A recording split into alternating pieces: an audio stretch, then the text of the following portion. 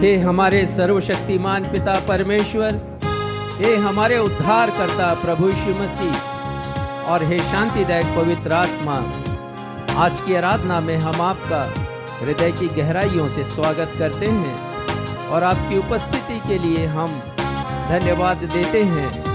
भजनकार लिखते हैं, यहोवा का भजन गाना, यहोवा का धन्यवाद करना भला है। हे परम प्रधान, तेरे नाम का भजन गाना और प्रातः काल को तेरी करुणा और प्रति रात तेरी सच्चाई का प्रचार करना भला है। दस्तार वाले बाजे और सारंगी पर और वीणा पर और गंभीर स्वर से गाना भला है। और इसलिए हम उस परमेश्वर की जो अद्वैत परमेश्वर हैं, अटल परमेश्वर हैं, हम उनकी तारीफ करते हैं, प्रशंसा करते हैं अपने प्रभु यीशु मसीह की और गीत गाते हैं, आदर महिमा जलाल सब तुझको मिले यीशु। तो आइए हम सब आज की रविवारी आराधना का प्रारंभ प्रभु यीशु मसीह के महिमा के इस गीत के साथ करें।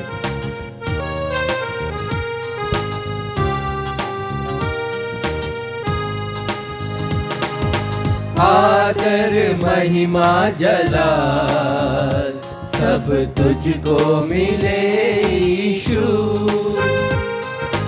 आदर महिमा जलाल हम देते हैं तुझको। आदर महिमा जलाल सब तुझको मिले यीशु।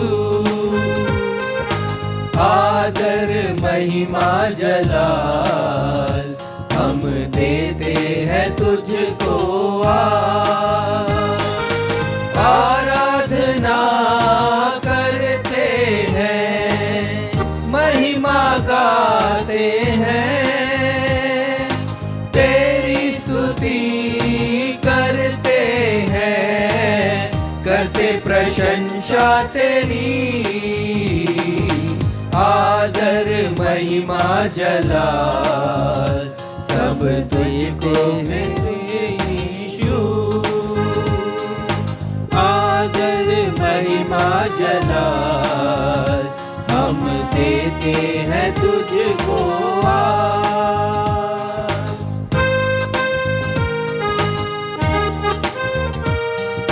जी हाँ प्रभु यीशु मसीह, सारी महिमा, सारी प्रतिष्ठा, सारा गौरव केवल आपका है, क्योंकि हम जानते हैं कि जो प्रतिज्ञा आपने की हैं वो सच्चे हैं और आप अपनी प्रतिज्ञाओं को पूरा करते हैं। Thank you Jesus, thank you Lord. वचन में तेरे वादे जो करता है तू पूरे। वचन में तेरे वादे जो करता है तू पूरे। विश्वास योग्य तू है प्रभु, तू योग्य है। विश्वास योग्य तू है प्रभु, तू योग्य है। आदर महिमा जलाल सब तुझको मिले यीशु। आदर महिमा जलाल हम देते हैं तुझको। आराधना करते हैं, महिमा गाते हैं, तेरी स्तुति करते हैं, करते प्रशंसा तेरी। आदर महिमा जलाल सब तुझको मिले यीशु। सब तुझको मिले यीशु। सब तुझको मिले यीशु।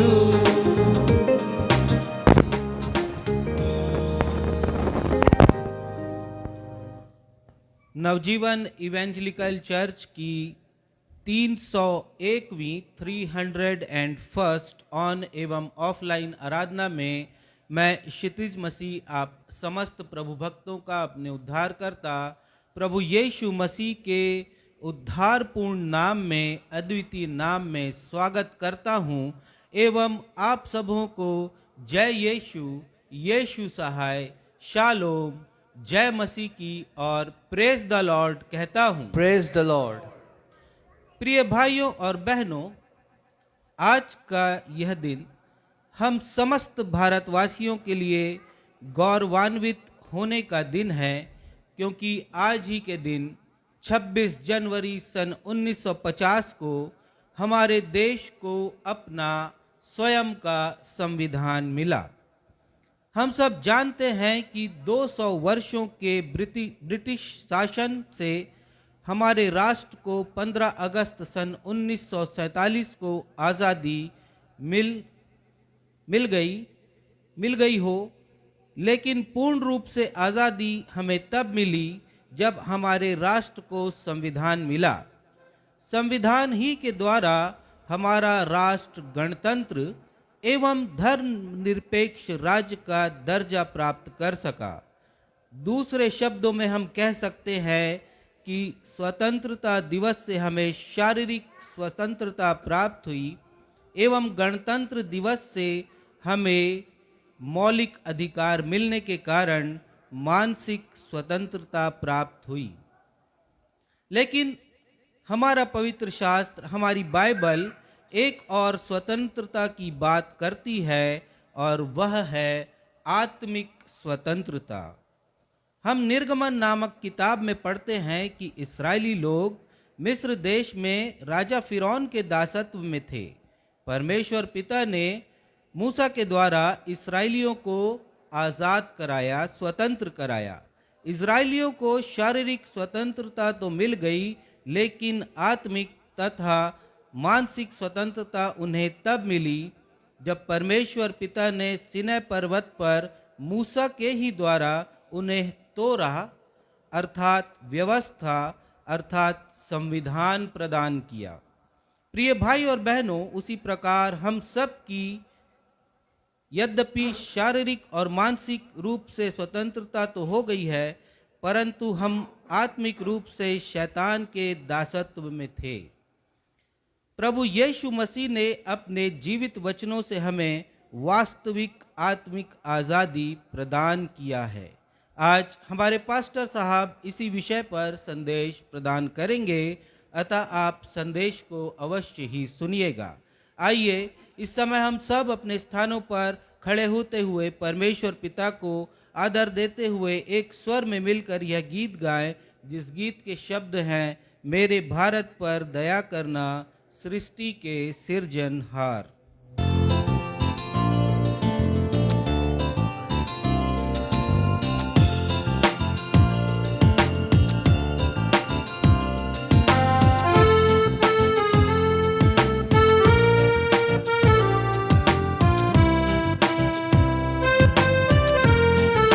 जी हाँ प्यारे भाइयों और बहनों, ये हमारी प्रार्थना है कि परमेश्वर हमारे देश पर अपनी दया बरसाएं। वो सृष्टि के सृजनहार परमेश्वर है और हम जानते हैं, बाइबल कहती है कि कोई भी नहीं है जो बचा सके, क्योंकि वे केवल तारणहार परमेश्वर हैं। और इसलिए हम सब आज के दिन प्रार्थना करते हैं कि परमेश्वर अपनी कृपा हमारे देश के ऊपर करे।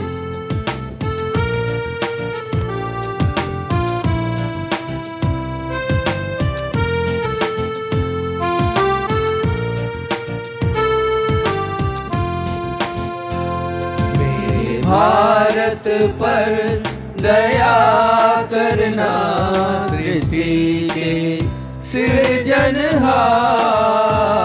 मेरे भारत पर दया करना सृष्टि के सृजनहार। कोई नहीं बचाने वाला तुम बिन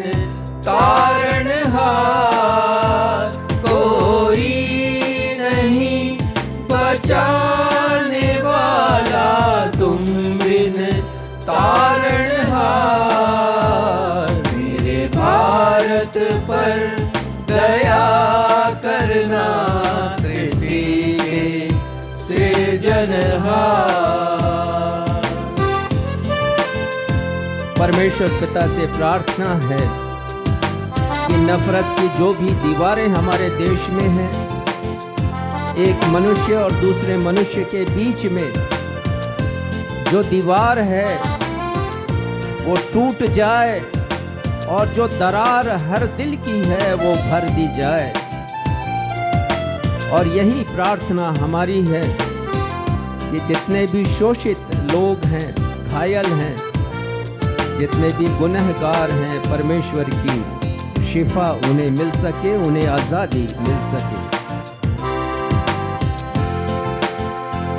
तोड़ दे नफरत की दीवार को, भर दे हर दिल की दरार को, घायल यहाँ हर आदमी, दे शिफा तू हर गुनहगार को।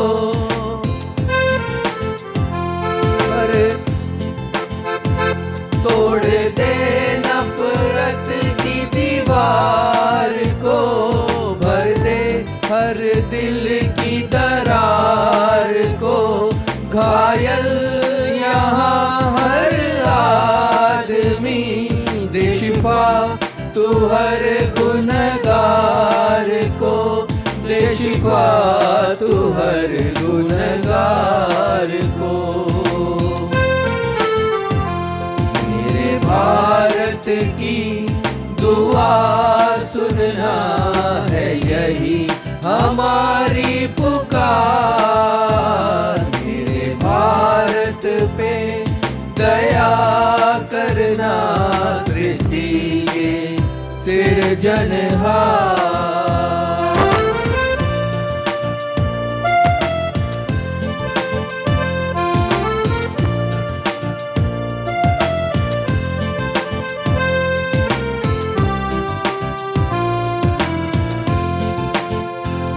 नाश हो रहे हैं तेरे बिना हर कोई गैर न कोई अपना, आकर तू ही बचा ले प्रभु, इन आँखों का है यही सपना।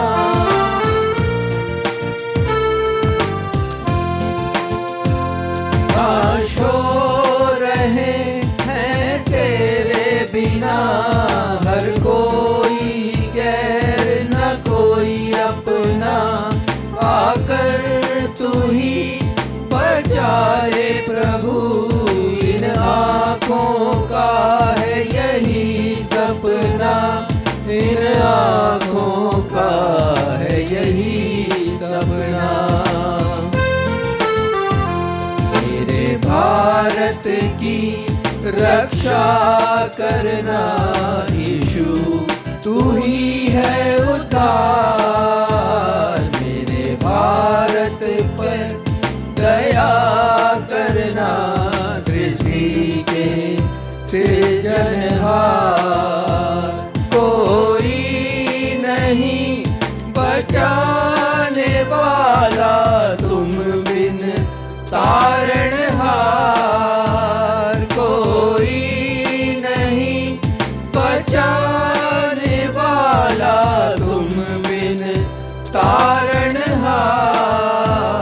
मेरे भारत पर दया करना, सृष्टि के सृजनहार, सृष्टि के सृजनहार, सृष्टि के सृजनहार।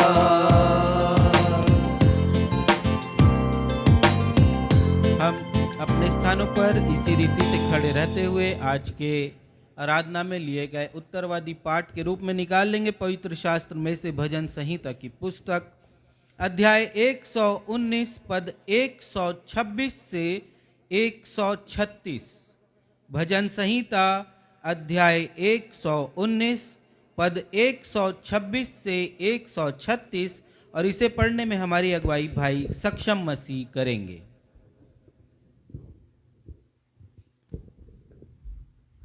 आइए हम सब मिलकर धर्मशास्त्र से निकालने भजन संहिता अध्याय 119 पद संख्या 126 से 136 तक।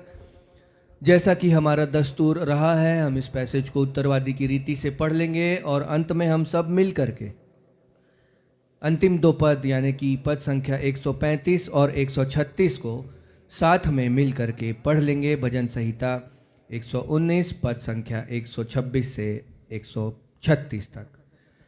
वह समय आया है कि यहोवा काम करे, क्योंकि लोगों ने तेरी व्यवस्था को तोड़ दिया है।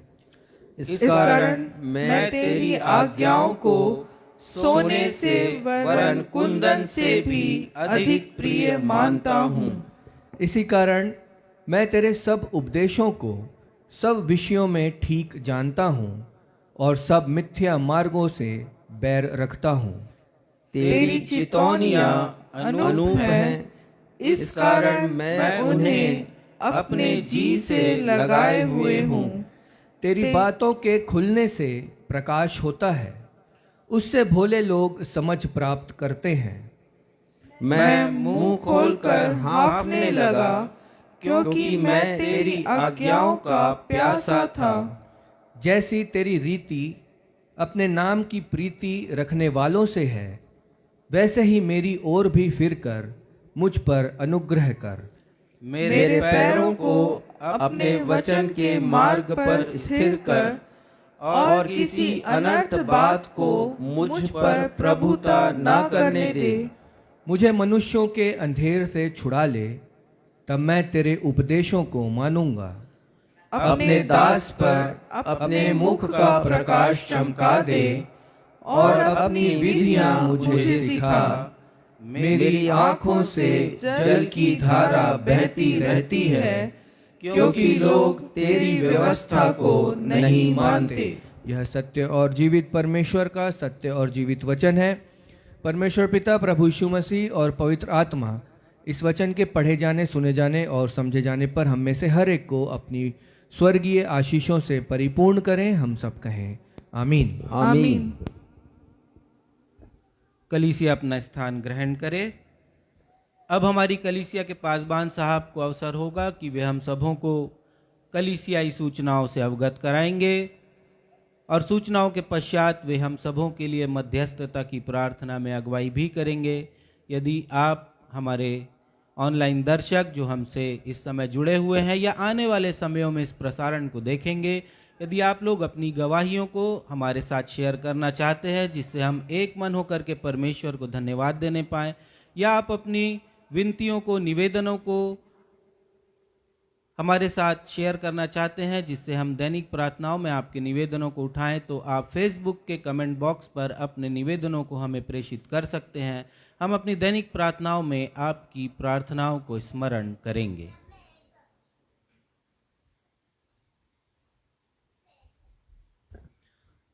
नवजीवन इवेंजलिकल चर्च की नवजीवन इवेंजलिकल चर्च की 301वीं अर्थात 301st ऑन एवं ऑफलाइन आराधना में मैं पास्टर राजेश मसीह आप समस्त प्रभु भक्तों का जो इस समय आराधना भवन में उपस्थित हैं या फेसबुक पर ऑनलाइन उपस्थित हैं अथवा आने वाले दिनों में यूट्यूब, व्हाट्सएप, मैसेंजर या फेसबुक के ग्रुप्स में भेजे जाने वाले वीडियो को देखकर हमारी आज की रविवारी आराधना में शामिल होंगे, सभी का मैं आत्मीय स्वागत करता हूं और आप सबों को मैं प्रेज द लॉर्ड कहता हूं। Praise the Lord. सूचना इस प्रकार से हैं। आज समस्त विश्वासियों को प्रभु के मेज की सहभागिता प्रदान की जाएगी। हमारे कुछ दर्शक ऑनलाइन इस सेवा का लाभ उठाते हैं। आप सभी से निवेदन है कि मेरे द्वारा दिए गए निर्देशों का पालन करते हुए बड़ी गंभीरता और पवित्रता के साथ प्रभु की मेज की सहभागिता को प्राप्त करें। दिनांक 23 जनवरी को ग्रामीण कलीसिया की सभा अत्यंत आशीषमय संपन्न हुई और उस सभा में 200 विश्वासियों ने आराधना में हिस्सा लिया। प्रभु के नाम की हम स्तुति करते हैं। अब सभी से अनुरोध है कि जब आप हमारी कलीसिया की रविवारी आराधना में शामिल होते हैं, परमेश्वर पिता आपको आशीष देते हैं, तो कृपया आप लाइक ज़रूर अपना भेजें और संभव हो तो आप अपने कमेंट्स भी हमें भेजें। हमें बहुत प्रोत्साहन मिलता है आपकी लाइकिंग्स को देखकर और आपके कमेंट्स को पढ़कर। हम परमेश्वर पिता को बहुत धन्यवाद देते हैं और साथ ही हम आपसे निवेदन करते हैं कि आपके जो भी प्रार्थना अनुरोध हैं आप हमें भेज सकते हैं। हम हर समय उपलब्ध होते हैं। आप मुझे कॉल कर सकते हैं 9425227003 पर। कभी भी आप अपने प्रार्थना निवेदन हमें बता सकते हैं। हमें अत्यंत खुशी होगी कि आपके प्रार्थना को हम परमेश्वर पिता तक अपने उद्धारकर्ता यीशु के नाम में पहुंचाएं, ताकि आपकी जो भी समस्या हो वो दूर हो सके और ज़रूरतें पूरी हो सकें। तो कृपया इन बातों का ध्यान करें। और साथ ही निवेदन है कि आप अपना लाइकिंग्स जब भेजते हैं और या कमेंट्स करते हैं, वचन से जो आशीष मिलती है अवश्य लिखें, और साथ ही साथ हमारे वीडियो को शेयर भी ज़रूर कीजिएगा। आप सभी से एक और अनुरोध मैं करता हूं कि हमारे पास जो राशि आई है अभी तक, जैसा पहले हमने आपको बतलाया कि हमारे कलीसिया को कीबोर्ड की आवश्यकता है, तो 6 अंकों में हमारे पास राशि आ गई है। ये परमेश्वर पिता को धन्यवाद देते हैं। हमारे जितने भी भेंट करता हैं सभी को हम धन्यवाद देते हैं उनके भेंटों के लिए। परमेश्वर पिता से हम आप सभी के लिए आशीष मांगते हैं। फिर भी हमारे पास करीब 25,000 के लगभग अभी हमें ज़रूरत है। तो यदि प्रभु का आत्मा आपकी अगुवाई करता है तो ज़रूर हमारी सहायता करें, ताकि हम अपने इस कीबोर्ड को, जो कि बिल्कुल क्षतिग्रस्त हो चुका है और बहुत मुश्किल से उसे काम में हम लेके आते हैं, उसे बदल सकें। प्रभु के नाम की महिमा के लिए एक नया वाद्य यंत्र हम खरीद सकें। प्रार्थना अनुरोध इस प्रकार से है।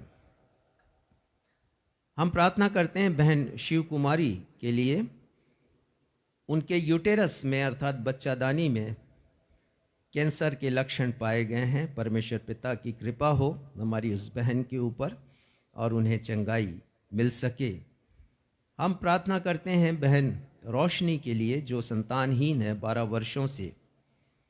परमेश्वर पिता की कृपा हो और उनके परिवार में बच्चे की किलकारी सुनाई दे, ऐसी हमारी प्रार्थना। और साथ ही उन समस्त लोगों के लिए भी हम प्रार्थना करते हैं जो समय समय पर अपने इस अनुरोध को हमें प्रेषित करते हैं। हम प्रार्थना करते हैं भाई मोहन टंडन के लिए। उन्हें बार बार चक्कर आता है, रिपोर्ट्स उनकी नॉर्मल आती हैं। परमेश्वर पिता की कृपा हो कि ये जो चक्कर आने की बीमारी है वो दूर हो सके। हम प्रार्थना करते हैं बहन रेखा के लिए, बहन सांवरिया के लिए, बहन विमला के लिए, विमला की बेटी के लिए। ये सब अपनी गर्भावस्था में हैं।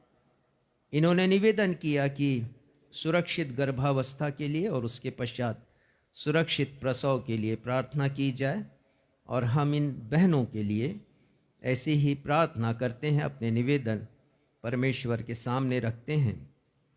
हम प्रार्थना करते हैं अपने छोटे बेटे हर्षित के लिए। 3 वर्ष की उम्र है और उनके दादा दादी का कहना है कि वो कुछ बोलता नहीं है, माँ पापा भी नहीं बोलता, उसकी ज़ुबान खुल सके। परमेश्वर पिता की कृपा हो। हम पास्टर कन्हैया महिपाल के लिए परमेश्वर पिता को धन्यवाद देते हैं उनकी सेवकाई के लिए, और परमेश्वर पिता की आशीष हम अपने उस पास्टर के लिए मांगते हैं कि उनकी सेवकाई और भी फलवंत हो सके। मेरी ग्रैंड डॉटर जो क्षितिज और डॉक्टर शेफाली की बेटी है, सायशा प्रार्थना, और ये बेटी हमें प्रार्थना से मिली है, इसलिए हमने उसका नाम प्रार्थना रखा है। उसने कल अपना जन्मदिन मनाया है। हम आप सभी को धन्यवाद देते हैं। आप सभी ने जो प्रार्थना उसके लिए की है उस हेतु अब निवेदन है आप सभी से कि प्रार्थना करते रहें उसके लिए। परमेश्वर पिता उसे अच्छा स्वास्थ्य दें और प्रभु के अनुग्रह में, बुद्धि में, ज्ञान में, समझ में वो निरंतर आगे बढ़ती चली जाए। आज हमारे बेटे और चर्च के क्वायर डायरेक्टर जो कीबोर्ड बजाते हैं, अक्सर आपके सामने आते हैं, वो उत्तरवादी का पाठ पढ़ते हैं, प्रार्थना भी करते हैं। सक्षम का बर्थडे है। परमेश्वर पिता हमेशा की तरह उन्हें आशीषित करें। उनके व्यवसाय में जो भी रुकावटें हैं, बाधा है, एक के बाद एक अनेक रुकावटें आती हैं। धन्यवाद देते हैं कि वो निराश नहीं होता, वो और उसकी पत्नी। परमेश्वर पिता से प्रार्थना है कि उन्हें उनके व्यवसाय में सफलता प्रदान करें। धन्यवाद के विषय इस प्रकार हैं। हम धन्यवाद देते हैं मिस्टर योगेश आनंद और उनके परिवार के लिए, उनके परिवार को हृदय से धन्यवाद देते हैं, क्योंकि जब भी वो हमारे साथ आराधना में शामिल होते हैं और जब हम सब यहाँ कलीसिया में अपनी भेंटें अर्पित करते हैं तो वो अपने निवास स्थान पर भेंटें अर्पित करते हैं। और पिछले कुछ महीनों की भेंट उन्होंने हमें अभी प्रेषित की है। परमेश्वर पिता को धन्यवाद देते हैं उनकी भेंट के लिए और विश्वास योग्यता के लिए, जिससे उन्होंने प्रकट किया कि बड़ी ईमानदारी से अपनी भेंटें एकत्रित करते हैं और फिर हमें वो भेजा करते हैं। परमेश्वर पिता की कृपा उनके ऊपर, उनकी पत्नी मैरी के ऊपर, उनकी माँ सरोज, मिसेस सरोज के ऊपर, उनके पिता डॉक्टर आनंद के ऊपर और साथ ही साथ परिवार के प्रत्येक बच्चों पर हमेशा हमेशा होती रहे। हम धन्यवाद देते हैं मिस्टर राकेश क्षमा कीजिए, मिस्टर राकेश और मिसेस नीना श्रीवास्तव के लिए, उनके द्वारा दी गई भेंट के लिए। परमेश्वर पिता की कृपा उनके ऊपर भी बराबर बनी रहे।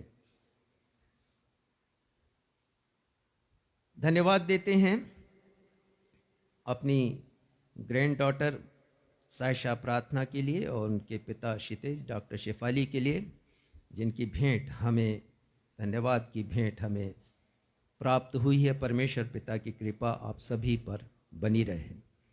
आइए हम अपने सारे निवेदनों को अपने उद्धारकर्ता प्रभु यीशु मसीह के नाम में परमेश्वर पिता के सिंहासन के समक्ष रखें। ये हमारे परमेश्वर पिता, हृदय की गहराइयों से धन्यवाद देते हैं आपकी विश्वास योग्यता के लिए। पिछले दिनों हमने जो प्रार्थनाएं की हैं, निश्चित रूप से आपने उनका उत्तर हमें दिया है। जिनका उत्तर हमें नहीं भी मिला, फिर भी हमारा विश्वास है पिता, और वो दृढ़ अटल है कि उनका उत्तर आपकी समझ, ज्ञान, बुद्धि के अनुसार हमें आपकी योजना के अनुसार ही मिलेगा। तो हम धन्यवाद देते हैं उन प्रार्थनाओं के लिए भी जो हमने की हैं।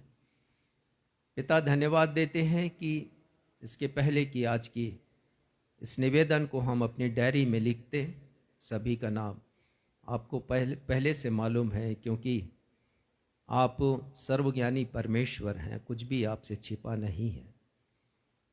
इसके पहले कि हम इसे लिखें और अपनी डायरी पर उतारें, आपको पता है पिता, पर आप चाहते हैं कि हम आपको मान और सम्मान दें, आदर दें। तो आपको आदर देते हुए सारे निवेदन हम पढ़कर आपके सामने रखते हैं। कृपा कीजिएगा पिता, जैसी जिसकी आवश्यकता है उसकी आवश्यकता को पूरा कीजिएगा।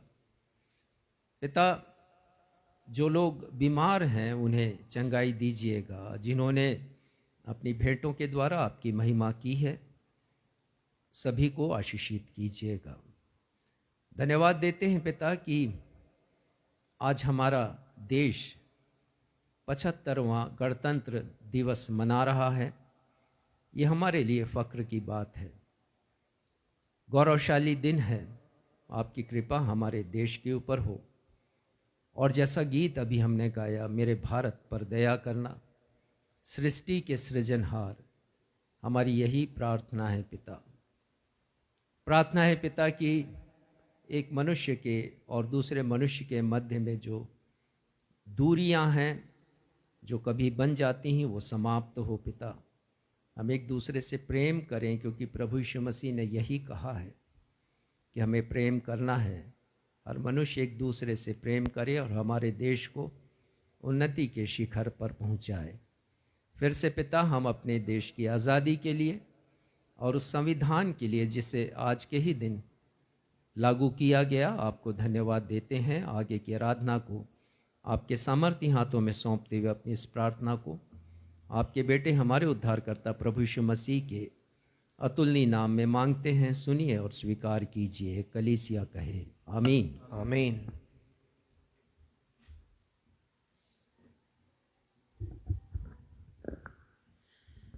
आइए, इससे पहले कि हम प्रभु की मेज की सहभागिता को प्राप्त करें, हम सब एक गीत गाकर अपने मन को आत्मिक रीति से तैयार करेंगे। और गीत के शब्द हैं, तेरे साथ मैं चलूं प्रभु, जब तू थामता थामता मेरा हाथ।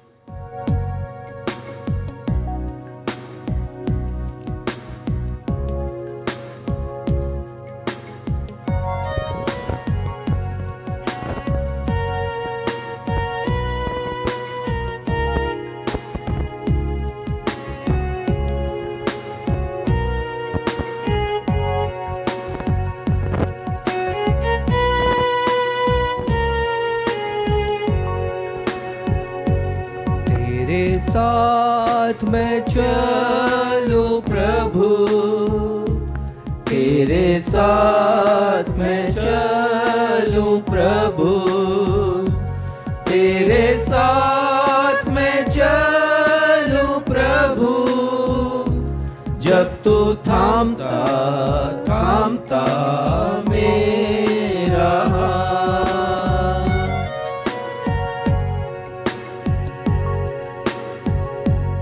मेरा मुक्तिदाता कहता, मेरा मुक्तिदाता कहता, मेरा मुक्तिदाता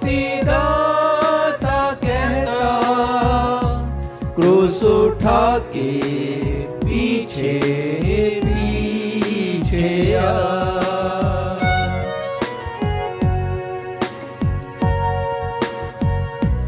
जब भी हम इस मेज के पास आएं तो आत्मा अवलोकन करें कि क्या हम प्रभु के साथ चल रहे हैं अपने दिन प्रतिदिन के जीवन में। क्या हमारा प्रतिदिन का साथ प्रभु यीशु मसीह के साथ है? क्या हम उसकी संगति में रहते हैं? क्या हमने उसके क्रूस को उठाया है, प्रभु यीशु मसीह के क्रूस को?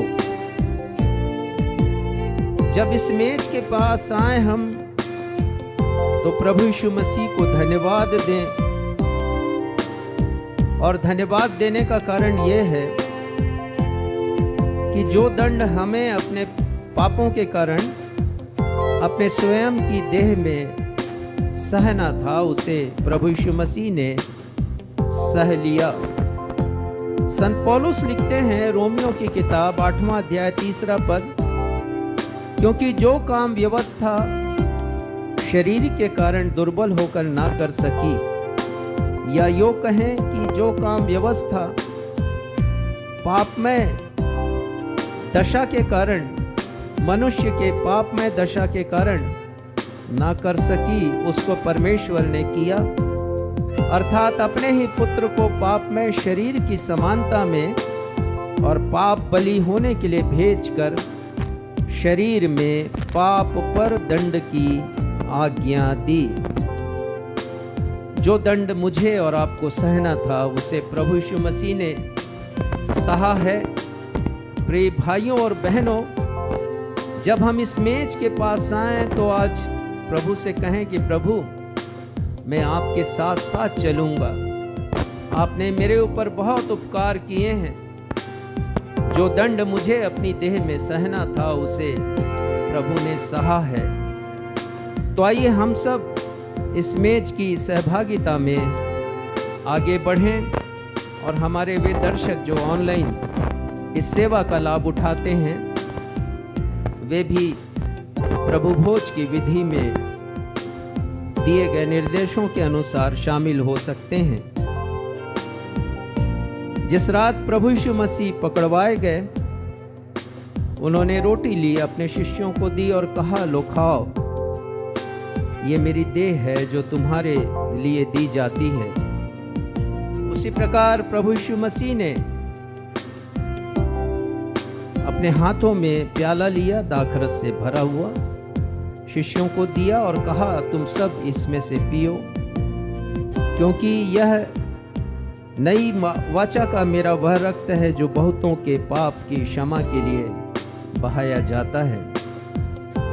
तो आइए हम जब प्रभु यीशु मसीह को स्मरण करते हैं, इस मेज की सहभागिता को प्राप्त कर, तो परमेश्वर पिता को प्रभु यीशु मसीह के महान बलिदान के लिए धन्यवाद दें। हे हमारे परमेश्वर पिता, हम आपके समीप आते हैं, प्रभु यीशु मसीह के महान बलिदान के लिए धन्यवाद देते हैं। पिता, हमने आपके वचन से सीख लिया, पढ़ लिया कि जो दंड हमें सहना था अपने पापों के कारण, उसे प्रभु यीशु मसीह ने अपनी देह में सहा है। ये रोटी जब भी हम ग्रहण करते हैं हमें यही स्मरण दिलाती है। और पिता, ये दाखरस प्रभु यीशु मसीह का रक्त जिसे उन्होंने क्रूस पर बहाया हमारे पापों की क्षमा के लिए, ताकि हमें वो पवित्रता हासिल हो सके जो हमें आपके पास पहुंचने की योग्यता प्रदान करता है। पिता, प्रभु यीशु मसीह के इस महान उपकार के लिए हम धन्यवाद देते हैं। वो निर्दोष थे, किसी भी रीति से वो दंड के भागी नहीं थे, परंतु आपकी योजना के अनुसार हमारे उद्धार के लिए उन्होंने ये सब सहा। हृदय से धन्यवाद प्रभु यीशु मसीह को। और जैसा हमने सुन लिया पिता, जब इस मेज के पास आज हम आते हैं और इस रोटी को जो प्रभु यीशु मसीह की देह है और दाखरस को जो उनका रक्त है प्रतीकात्मक रूप में ग्रहण करते हैं, हमारी प्रार्थना है पिता कि हम अवलोकन करें, अपने आप को जांचें। संत पौलुस कहते हैं हम अपने आप को जांचें और देखें कि हमारी सहभागिता यीशु के साथ है अथवा नहीं है।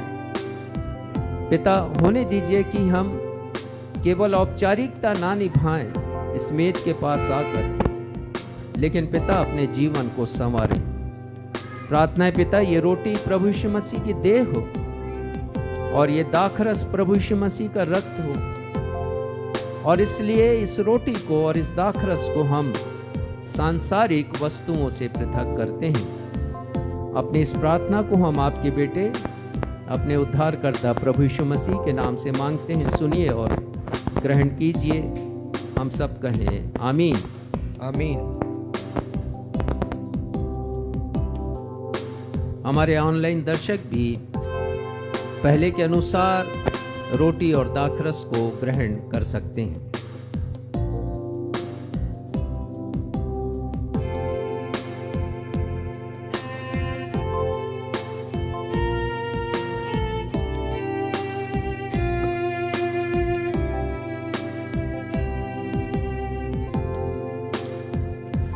जब गेत्सेमनी को जाऊं, जब गेत्सेमनी को जाऊं, जब गेत्सेमनी को जाऊं, क्या तू चलता चलता मेरे साथ? कांटों का है मेरा मुकुट, कांटों का है मेरा मुकुट,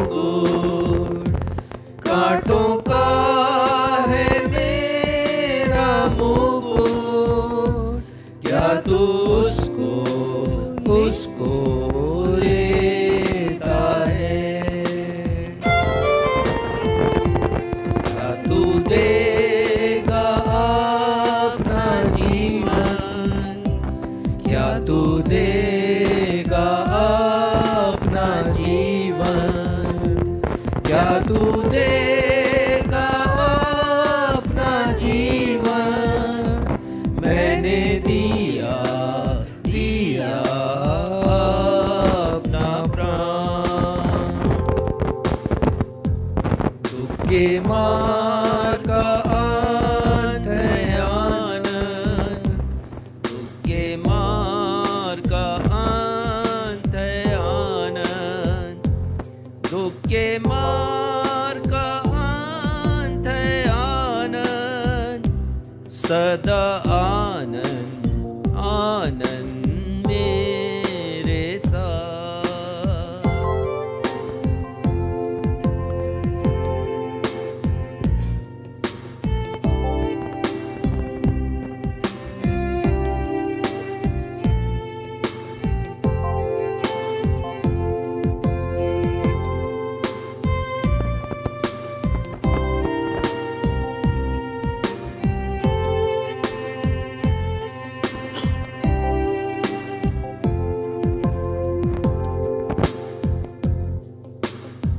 आइए हम सब अपने विश्वास वचन का अंगीकार करें। मैं सर्वशक्तिमान पिता स्वर्ग और पृथ्वी के सृष्टिकर्ता परमेश्वर पर विश्वास करता हूँ। मैं उसके इकलौते पुत्र हमारे प्रभु यीशु मसीह पर विश्वास करता हूँ। वह पवित्र आत्मा के सामर्थ से गर्भ में आए और कुंवारी मरियम से जन्मे। उन्होंने पुन्तियुस पिलातुस के शासन में दुख भोगा, वह क्रूस पर चढ़ाए गए, मरे और गाड़े गए और मृतकों के लोक में उतरे।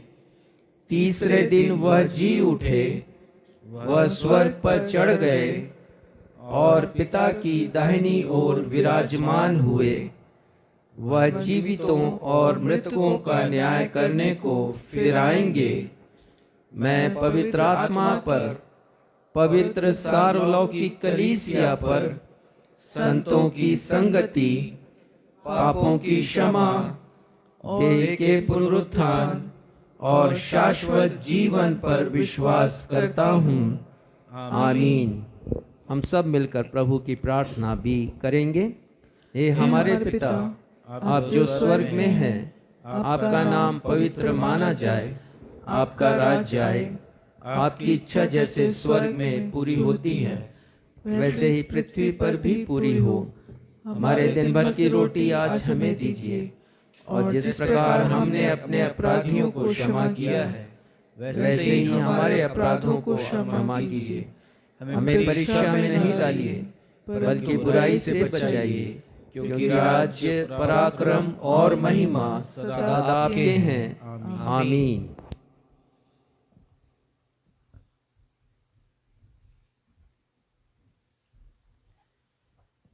अब हम सभी के लिए यह अवसर होगा जब हम अपनी अपनी भेंटों एवं धन्यवादी भेंटों को अर्पित करने के द्वारा परमेश्वर से प्राप्त की गई भौतिक एवं आत्मिक आशीषों को स्मरण करेंगे। यदि हमारे ऑनलाइन दर्शक भी अपनी भेंटों को हमारी कलीसिया के द्वारा किए जा रहे ज़रूरतमंदों, दिव्यांगों के मध्य, बेसहारों के मध्य किए जा रहे कार्यों के लिए, वचन के प्रचार प्रसार के कार्य के लिए अथवा निर्माणाधीन कलीसिया के फिनिशिंग कार्य के लिए अपनी भेंटों को देना चाहते हैं, तो वे हमारी कलीसिया के पासबान रेवरेंड राजेश मसीह से उनके मोबाइल क्रमांक 9422527003 पर संपर्क कर सकते हैं। आइए, इस समय जब हम अपनी भेंटों को अर्पित करेंगे, हम सभी मिलकर यह गीत गा लेंगे, जो कुछ है तूने दिया उसके बदले मैं क्या दूं।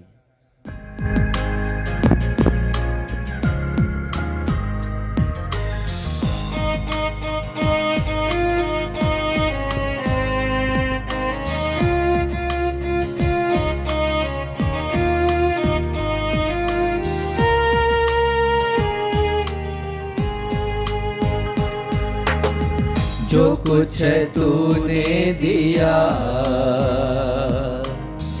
उसके बदले मैं क्या दूं। जो कुछ है तूने किया उसके बदले मैं क्या कहूँ। धन्यवाद का कटोरा उठा के मैं ये कहूँ, धन्यवाद का कटोरा उठा के मैं ये कहूँ। पिता धन्यवाद, यीशु धन्यवाद, धन्यवाद आत्मा धन्यवाद, पिता धन्यवाद, यीशु धन्यवाद, धन्यवाद आत्मा धन्यवाद।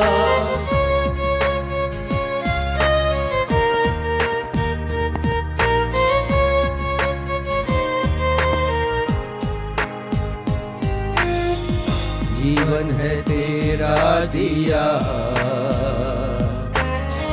जो कुछ है मेरा सब तूने दिया।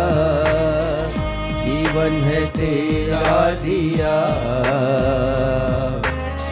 जो कुछ है मेरा सब तूने दिया।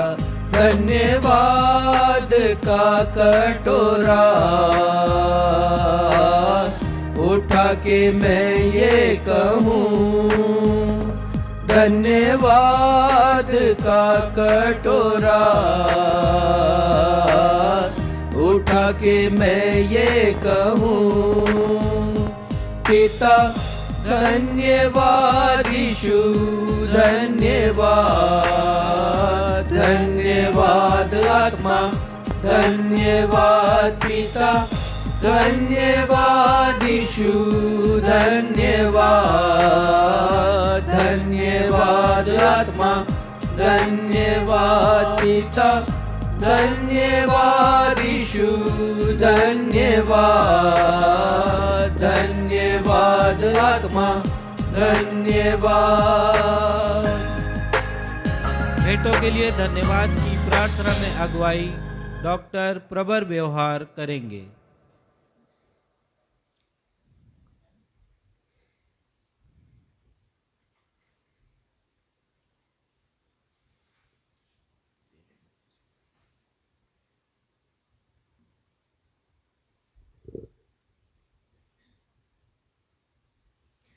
आइए हम प्रार्थना करें।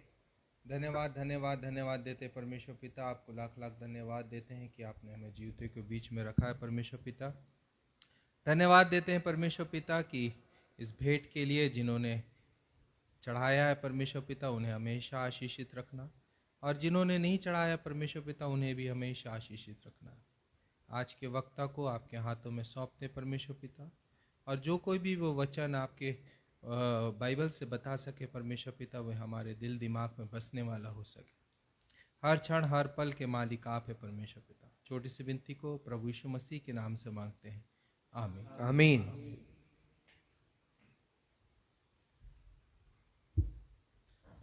पवित्र शास्त्र बाइबल से पाठों के पठन का समय होगा। पहला पाठ जो पुराने नियम से लिया गया है, व्यवस्था विवरण की पुस्तक अध्याय 32 पद 45 से 47।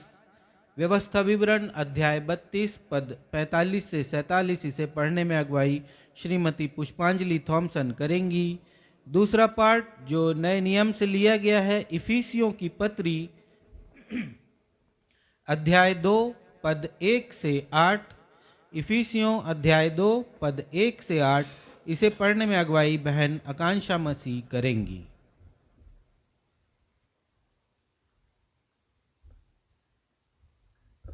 मैं आपके समक्ष पढ़ लूँगी व्यवस्था विवरण अध्याय 32 पद 45 से 47, जहाँ इस प्रकार लिखा है, जब मूसा ये सब वचन सब इज़राइलियों से कह चुका, तब उसने उनसे कहा, जितनी बातें मैं आज तुमसे चिताकर कहता हूँ, उन सब पर अपना अपना मन लगाओ, और उनके अर्थात उस व्यवस्था की सारी बातों के मानने में चौकसी करने की आज्ञा अपने बच्चों को दो, क्योंकि यह तुम्हारे लिए व्यर्थ काम नहीं, परंतु तुम्हारा जीवन ही है, और ऐसा करने में उस देश में तुम्हारी आयु के दिन बहुत होंगे जिसके अधिकारी होने को तुम यरदन पार जा रहे हो। यह परमेश्वर का जीवित सच्चा महान वचन है।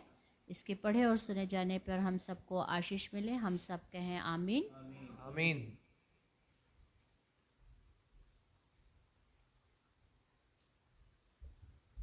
आप सबों को जय मसीह की। मैं आप लोगों के सामने नए नियम से पढ़ लूंगी। इफिसियों अध्याय 2 पद 1 से लेकर 8।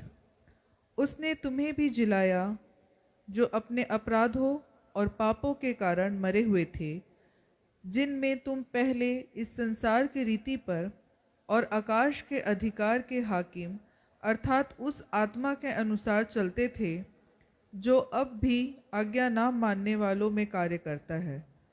इनमें हम भी सब के सब पहले अपने शरीर की लालसाओं में दिन बिताते थे और शरीर और मन की इच्छाएं पूरी करते थे और अन्य लोगों के समान स्वभाव ही से क्रोध की संतान थे। परंतु परमेश्वर ने, जो दया का धनी है, अपने उस बड़े प्रेम के कारण जिससे उसने हमसे प्रेम किया, जब हम अपराधों के कारण मरे हुए थे तो हमें मसीह के साथ जिलाया। अनुग्रह ही से तुम्हारा उद्धार हुआ है और मसीह यीशु में उसके साथ उठाया और स्वर्गीय स्थानों में उसके साथ बैठाया, कि वह अपनी उस कृपा से जो मसीह यीशु में हम पर है, आने वाले समयों में अपने अनुग्रह का असीम धन दिखाए। क्योंकि विश्वास के द्वारा अनुग्रह ही से तुम्हारा उद्धार हुआ है, और यह तुम्हारी ओर से नहीं वरन परमेश्वर का दान है। परमेश्वर अपने पढ़े हुए वचन पर आशीष दे। हम सब कहें आमीन। आमीन। सुसमाचार पाठ के आधार में हम सभी अपने स्थानों पर खड़े हो जाएंगे। आज का सुसमाचार का पाठ जो लिया गया है, मत्ती रचित सुसमाचार अध्याय 22 पद 36 से 40। मत्ती अध्याय 22 पद 36 से 40, और इसे पढ़ने में अगुवाई कलीसिया के पासबान रेवरेंड राजेश मसीह करेंगे।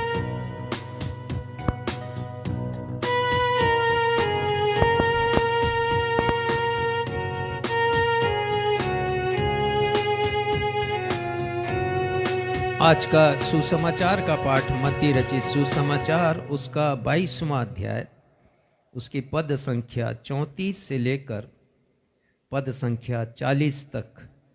और यहाँ इस प्रकार लिखा है, जब फरीसियों ने सुना कि यीशु ने सदूकियों का मुंह बंद कर दिया तो वे इकट्ठा हुए। उनमें से एक व्यवस्थापक ने यीशु को परखने के लिए यीशु से पूछा, हे गुरु, व्यवस्था में कौन सी आज्ञा बड़ी है?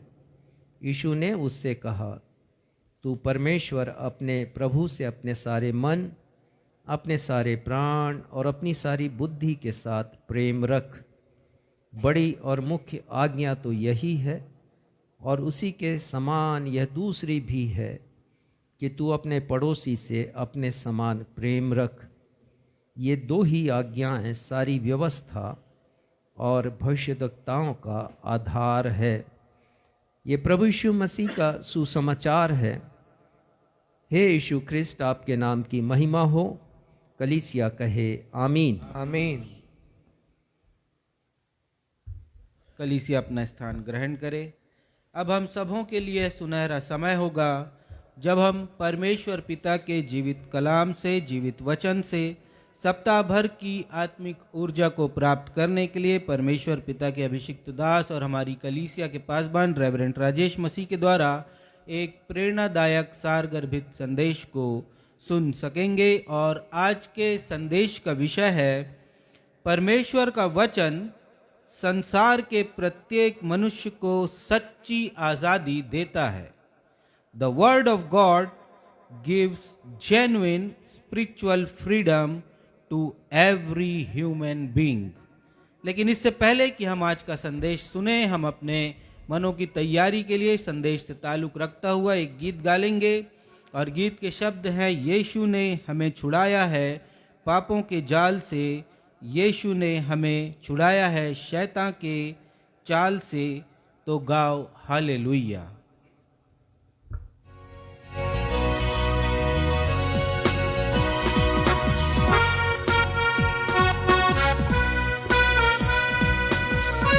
जी हाँ प्यारे भाइयों और बहनों, तन से और मन से जरूर हम आज़ाद हो गए, लेकिन बाइबल कहती है कि एक आज़ादी और होती है और वो हमारी आत्मिक आज़ादी है। इस गीत के शब्द यही कहते हैं कि शैतान हमें अपने जाल में फंसा लेता है, हमारी आत्मा को अपने वश में कर लेता है ताकि परमेश्वर से हम दूर हो जाएं। लेकिन ये प्रभु यीशु मसीह का उपकार है कि उन्होंने हमें छुड़ाया है शैतान के जाल से और हमें बचाया है उसकी चाल से। तो आइए हम सब भी हालेलुया गाएं, प्रभु यीशु मसीह की स्तुति करें इस गीत को गाकर, क्योंकि ये गीत आज के हमारे संदेश से ताल्लुक रखता है। यीशु ने हमें छुड़ाया है पापों के जाल से, यीशु ने हमें बचाया है शैतान की चाल से, यीशु ने हमें छुड़ाया है पापों के जाल से, यीशु ने हमें बचाया है शैतान की चाल से। तो गाओ हालेलुया, तो गाओ हालेलुया, तो गाओ हालेलुया, तो गाओ हालेलुया, तो गाओ हालेलुया, तो गाओ हालेलुया, तो गाओ हालेलुया, तो गाओ हालेलुया।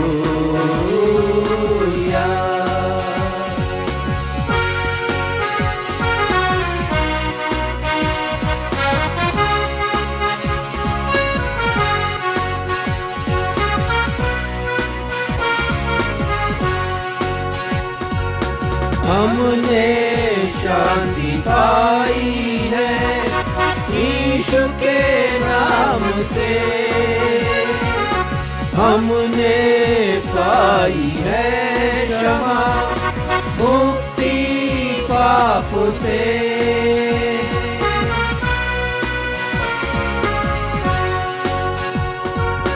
हमने शांति पाई है यीशु के नाम से, हमने पाई है क्षमा मुक्ति पाप से। तो गाओ हालेलुया, तो गाओ हालेलुया, तो गाओ हालेलुया, तो गाओ हालेलुया।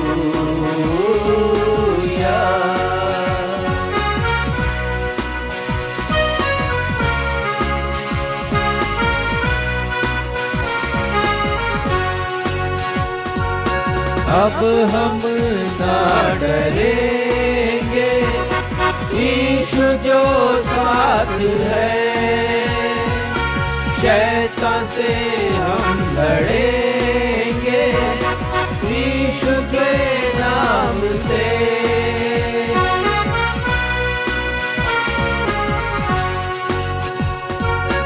अब हम ना डरेंगे, यीशु जो साथ है, शैतान से हम लड़ेंगे यीशु के नाम से। तो गाओ हालेलुया, तो गाओ हालेलुया, तो गाओ हालेलुया, तो गाओ हालेलुया, तो गाओ हालेलुया, तो गाओ हालेलुया, तो गाओ हालेलुया, तो गाओ हालेलुया।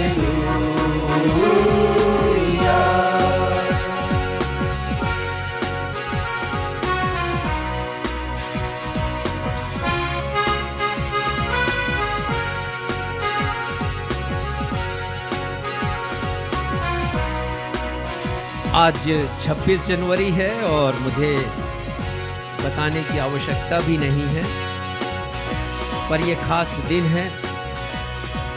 हमारा राष्ट्र इस दिन को गणतंत्र दिवस के रूप में मनाता है और इसलिए आज का दिन हम सब के लिए गौरवशाली दिन है। आज ही के दिन 26 जनवरी सन 1950 को हमारे देश को अपने स्वयं का संविधान मिला। इस संविधान को भारत का संविधान कहते हैं, कॉन्स्टिट्यूशन ऑफ इंडिया। हमारा देश भारत 200 वर्षों तक अंग्रेजों के दासत्व में रहने के पश्चात 15 अगस्त सन 1947 को स्वतंत्र हुआ, आज़ाद हुआ।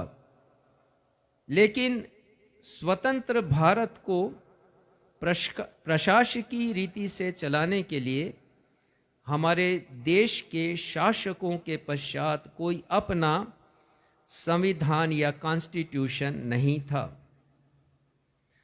स्वतंत्रता प्राप्ति के पश्चात स्वयं का संविधान नहीं होने के कारण हमारे देश की प्रशासनिक व्यवस्था का संचालन ब्रिटिश शासन के द्वारा सन 1935 में बनाए गए कानून के द्वारा किया जाता था। इसका मतलब हम आज़ाद तो हो गए, लेकिन प्रशासनिक जो व्यवस्था थी वो अंग्रेजों के द्वारा बनाई गई थी और उसी के आधार पर हमारा देश का संचालन किया जा रहा था। इसलिए हमारे देश के विद्वान जनों की समिति ने 2 वर्ष 11 महीने 18 दिनों में कड़ा परिश्रम करके भारत देश का संविधान कॉन्स्टिट्यूशन ऑफ इंडिया लिखकर तैयार किया। इस संविधान को दिनांक 26 जनवरी 1950 से लागू किया गया। इसलिए इस दिन को गणतंत्र दिवस या रिपब्लिक डे के रूप में हम प्रति वर्ष मनाते हैं और स्मरण करते हैं। इस संविधान के द्वारा हमें 4 मौलिक अधिकार भी मिले हैं। पहला तो ये है कि इसके नाम से जैसा प्रकट है, ये गणतंत्र दिवस है, रिपब्लिक डे इसे कहते हैं, और गणतंत्र का मतलब प्रजातंत्र होता है। अर्थात प्रजा को एक पसंदगी और नापसंदगी का अवसर दिया गया कि वो अपने इच्छा के अनुसार शासक चुन सकते हैं और उनके हाथ में सत्ता सौंप सकते हैं। और सिर्फ यही नहीं, लेकिन आजकल तो एक और अधिकार मिल गया जिसे नोटा का अधिकार कहते हैं, कि ये भी स्वतंत्रता है कि जो उम्मीदवार हैं उनमें से आपको कोई भी पसंद नहीं आए। तो हमारे देश में ये डेमोक्रेसी है, ये प्रजातंत्र है और ये बहुत बड़ी बात है, क्योंकि बहुत से देशों में हम देखते हैं कि तानाशाही है और वहाँ पर लोगों को अधिकार नहीं वोट डालने का और अपनी इच्छा के अनुसार शासक चुनने का।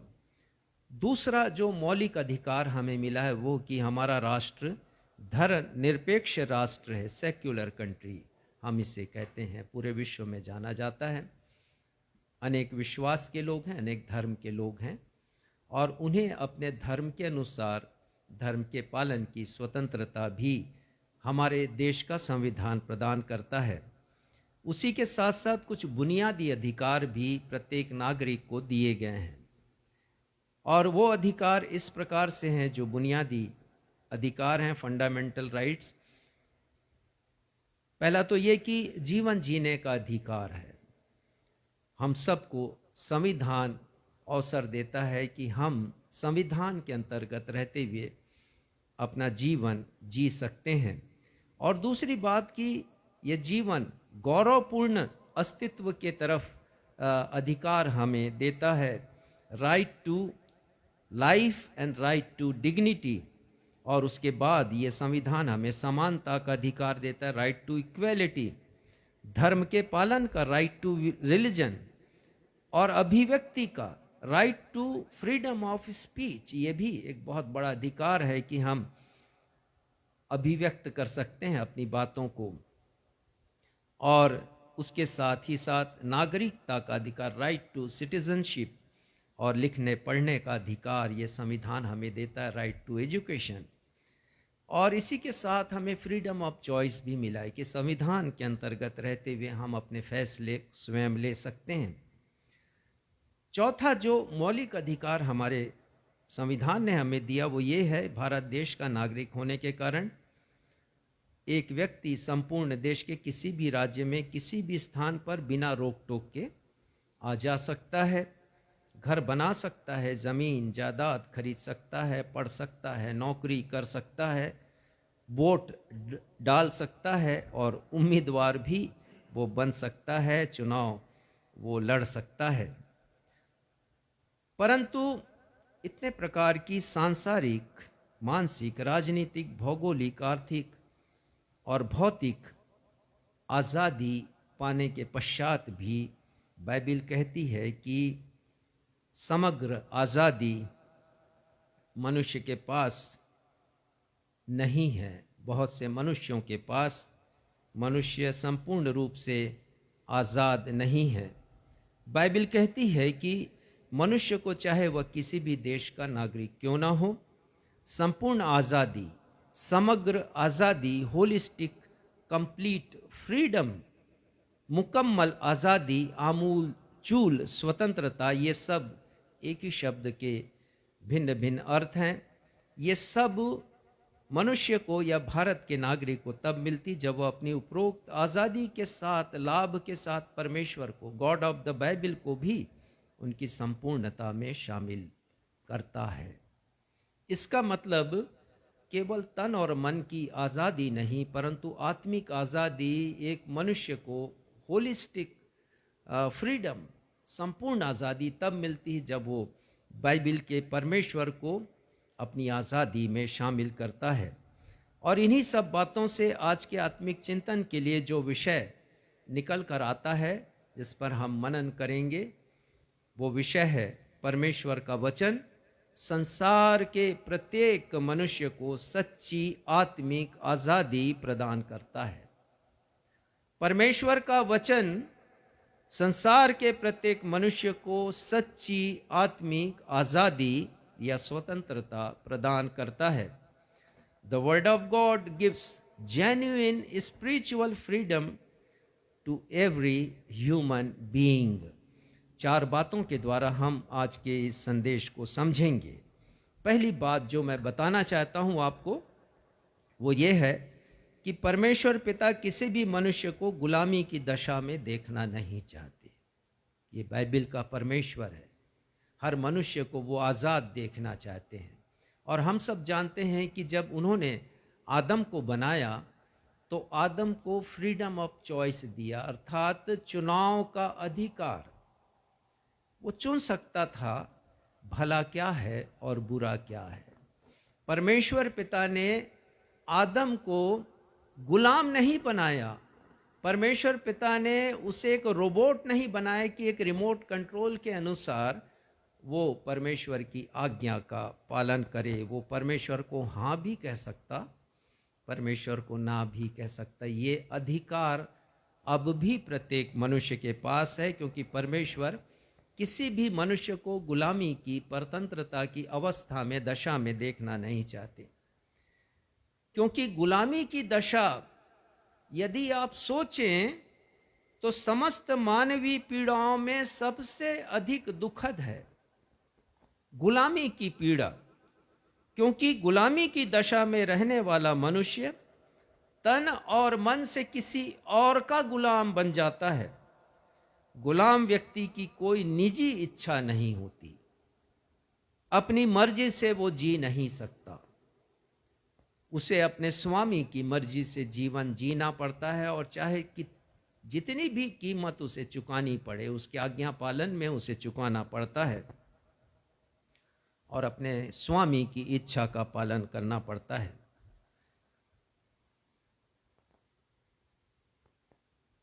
और इसी बात को हम देखते हैं कि बाइबल का परमेश्वर किसी भी मनुष्य को गुलामी की दशा में देखना नहीं चाहते। उनकी पीड़ा परमेश्वर की पीड़ा बन जाती है। कैसे हम जानेंगे कि आज से 5000 वर्ष पहले परमेश्वर की निज प्रजा इज़राइल एक ताकतवर साम्राज्य बादशाह फिरौन के दासत्व में थी।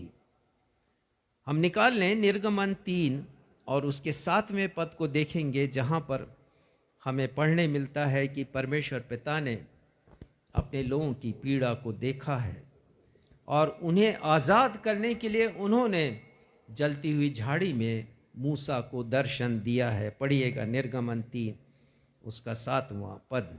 फिर यहोवा ने कहा, मैंने अपनी प्रजा के लोग जो मिस्र में हैं उनके दुख को निश्चय देखा है। परमेश्वर ने देखा है। ये बाइबल का परमेश्वर मनुष्य के दुख को देखने वाले परमेश्वर हैं। आगे पढ़िएगा। और उनकी जो चिल्लाहट परिश्रम करने वालों के कारण होती है उसको भी मैंने सुना है। ये परमेश्वर हमारी पुकार को, जो हमारे दुखों के कारण होती है, उसको सुनने वाले परमेश्वर हैं।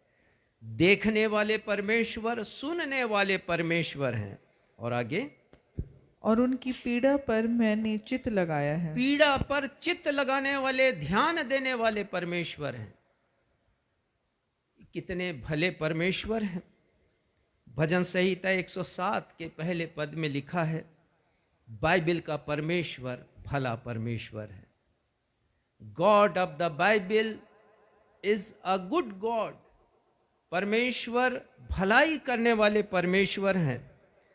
परमेश्वर नहीं चाहते कि कोई व्यक्ति गुलामी की बेड़ियों से जकड़ा रहे और जुल्म सितम को सहता रहे, इसलिए परमेश्वर ने मूसा को चुना है। 10वां पद पढ़िएगा।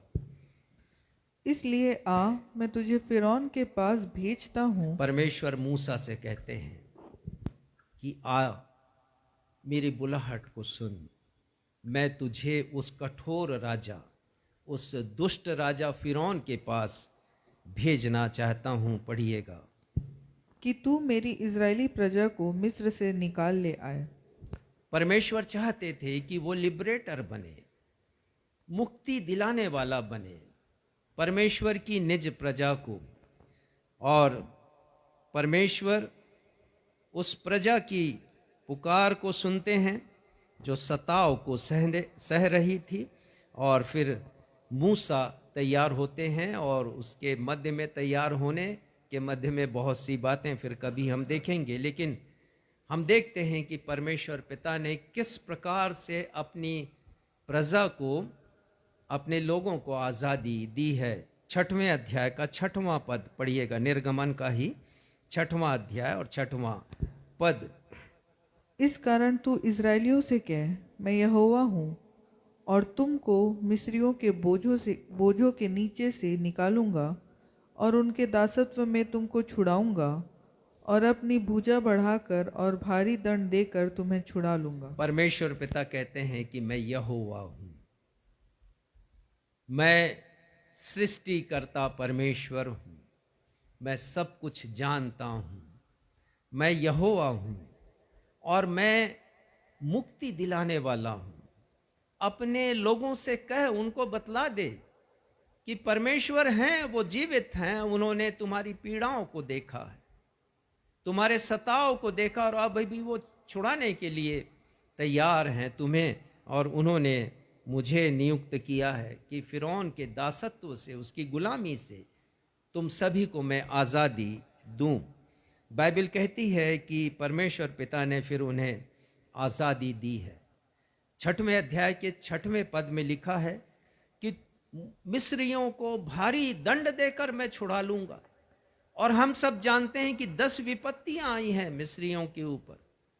हर विपत्ति के समाप्त होने के पहले फिरौन आशा दिलाता था कि मैं इजरायलियों को आज़ाद कर दूंगा, लेकिन जब विपत्ति समाप्त होती थी तो उसका मन कठोर हो जाता था। निर्गमन की किताब में हम पढ़ते हैं 4-5वें अध्याय के बाद 10वें अध्याय तक, 11वें अध्याय तक, 12वें अध्याय तक हम पढ़ते हैं 10 विपत्तियां आई, और हम जानते हैं कि जो सबसे दर्दनाक विपत्ति थी वो 10वीं विपत्ति थी, पहिलौठों का मारा जाना। और फिर उसके बाद फिरौन अनुमति देता है कि वो अपने परमेश्वर की आराधना करने के लिए उसके देश से अन्य स्थान पर जा सकते हैं। उन्हें छुटकारा मिला है। एक पद निकालिएगा इसी के आगे, 13वां अध्याय और 3रा पद पढ़िएगा। फिर मूसा ने लोगों से कहा, इस दिन को स्मरण रखो जिसमें तुम लोग दासत्व के घर अर्थात मिस्र से निकल आए हो। उस दिन को स्मरण करने के लिए मूसा का निर्देश है परमेश्वर पिता की तरफ से इजरायलियों को। उस दिन को फसह का पर्व मनाया गया। फसह का मतलब होता है छुटकारा, आज़ादी। उन्हें आज़ादी मिली है। राजा फिरौन के कठोर शासन से जब उनके सैनिक इजरायलियों के ऊपर सताव लेकर आते थे, कोड़े मारते थे उन्हें, और उनके काम का पैसा भी उनको नहीं मिलता था, वो शोषित उनको करते थे। परमेश्वर पिता ने दंडित किया है, छुटकारा मिला है, और मूसा कहते हैं कि तुम इस दिन को स्मरण करना। इजरायली राजा फिरौन की गुलामी से तन से आज़ाद हो गए थे, लेकिन मन से आज़ाद नहीं हो पाए कनान देश पहुंचने के पहले तक। और ये विडंबना है, आयरनी है। इस बात को हम देखेंगे परमेश्वर के वचन में। मिस्र से आज़ाद हो जाने के पश्चात इजरायलियों ने मूसा के नेतृत्व में कनान अर्थात प्रतिज्ञात देश की यात्रा प्रारंभ हुई है। और विडंबना यह है कि उनकी यात्रा में जहां भी जब कोई संकट आता तो इजरायली लोग मिस्र देश जो गुलामी का प्रतीक था उसे याद करने लगते थे। ये बड़ी विडंबना थी। परमेश्वर दूध और मधु की धारा जिस देश में बहती है उस देश में परमेश्वर पिता ले जाना चाहते थे। वो प्रतिज्ञा का देश था, और इसलिए परमेश्वर परखते थे उनको बार बार, उनके विश्वास को, क्योंकि ये बात केवल विश्वास की थी कि जो देश जा रहे हैं वैसा ही है जैसी प्रतिज्ञा परमेश्वर ने की है। तो जब भी संकट आता, दुख आता, इजरायली लोग परमेश्वर के ऊपर नाराज होते थे, वो मूसा के ऊपर नाराज होते थे। यदि आप ध्यान से पढ़ें निर्गमन से लेकर व्यवस्था विवरण तक 11 बार ये इजरायली लोग कुड़कुड़ाए हैं, बड़बड़ाए हैं, और बकझक उन्होंने मूसा से किया है। परमेश्वर के विरोध में ये लोग खड़े हुए हैं, मरमरिंग किया इन्होंने 11 बार। कुछ उदाहरण हम देखेंगे। आप निकालिएगा निर्गमन 14 अध्याय और 11वां पद पढ़िएगा। निर्गमन 14 अध्याय 11वां पद। और वे मूसा से कहने लगे, क्या मिस्र में कब्रें न थी जो तू हमको वहां से मरने के लिए जंगल में ले आया है? देखिए ये कब का वाक्यात है? जब इजरायली छुटकारे के बाद, आज़ाद होने के बाद कनान देश की यात्रा प्रारंभ करते हैं, और कुछ दूर चलने के बाद लाल सागर आ जाता है। उसे पार करना बड़ा कठिन, और वो तब भयभीत हो जाते हैं, डर जाते हैं जब देखते हैं कि फिरौन की सेना पीछा करते हुए आ रही है उन्हें पकड़ने के लिए, मारने के लिए। और वो सोचते हैं कि क्या करें, क्योंकि जैसी कहावत है कि आगे कुआं पीछे खाई, वैसी स्थिति उनकी है। और परमेश्वर की सामर्थ्य पर यकीन नहीं करने के बजाय वो लोग बड़बड़ा रहे हैं और मूसा से कह रहे हैं कि क्या मिस्र में हमारे मरने के लिए, कब्रें नहीं थी दफन करने के लिए, जो तू हमको यहां ले आया। ये उस परमेश्वर के खिलाफ बात है जिसने उन्हें छुटकारा दिया, आजादी दिया है।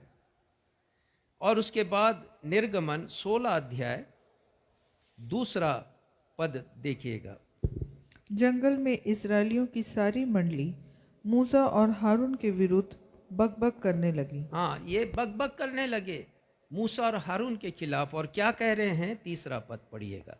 इस्राएली उनसे कहने लगे, जब हम मिस्र देश में मांस की हड्डियों के पास बैठकर मनमाना भोजन करते थे, तब यदि हम यहोवा के हाथ से मार डाले भी जाते तो भी उत्तम वही था। देखिए, तन से आजाद हो गए हैं वो, लेकिन मन से आजाद नहीं है। मन उनका मिस्र देश में ही लगा हुआ है और वहां के भोजन को याद कर रहे हैं और परमेश्वर को वो कोस रहे हैं। और उसके बाद हम पढ़ते हैं और भी अनेक स्थानों पर, कुछ ही स्थान हम देखेंगे। गिनती 14 अध्याय 2 पद देखिएगा। गिनती 14 अध्याय 2 पद। और यहाँ लिखा है, और सब इस्राएली मूसा और हारून पर बुड़बुड़ाने लगे और सारी मंडली उनसे कहने लगी, भला होता कि हम मिस्र में ही मर जाते। या देखिए, ये उस परमेश्वर के खिलाफ उनकी आवाज़ है जिसने उन्हें छुटकारा दिया है। उस परमेश्वर ने जो उनकी चिंता करते थे, उनकी भलाई की सोचते थे। परमेश्वर किसी को गुलामी में नहीं रखना चाहते, लेकिन प्रजा का रिस्पॉन्स क्या है?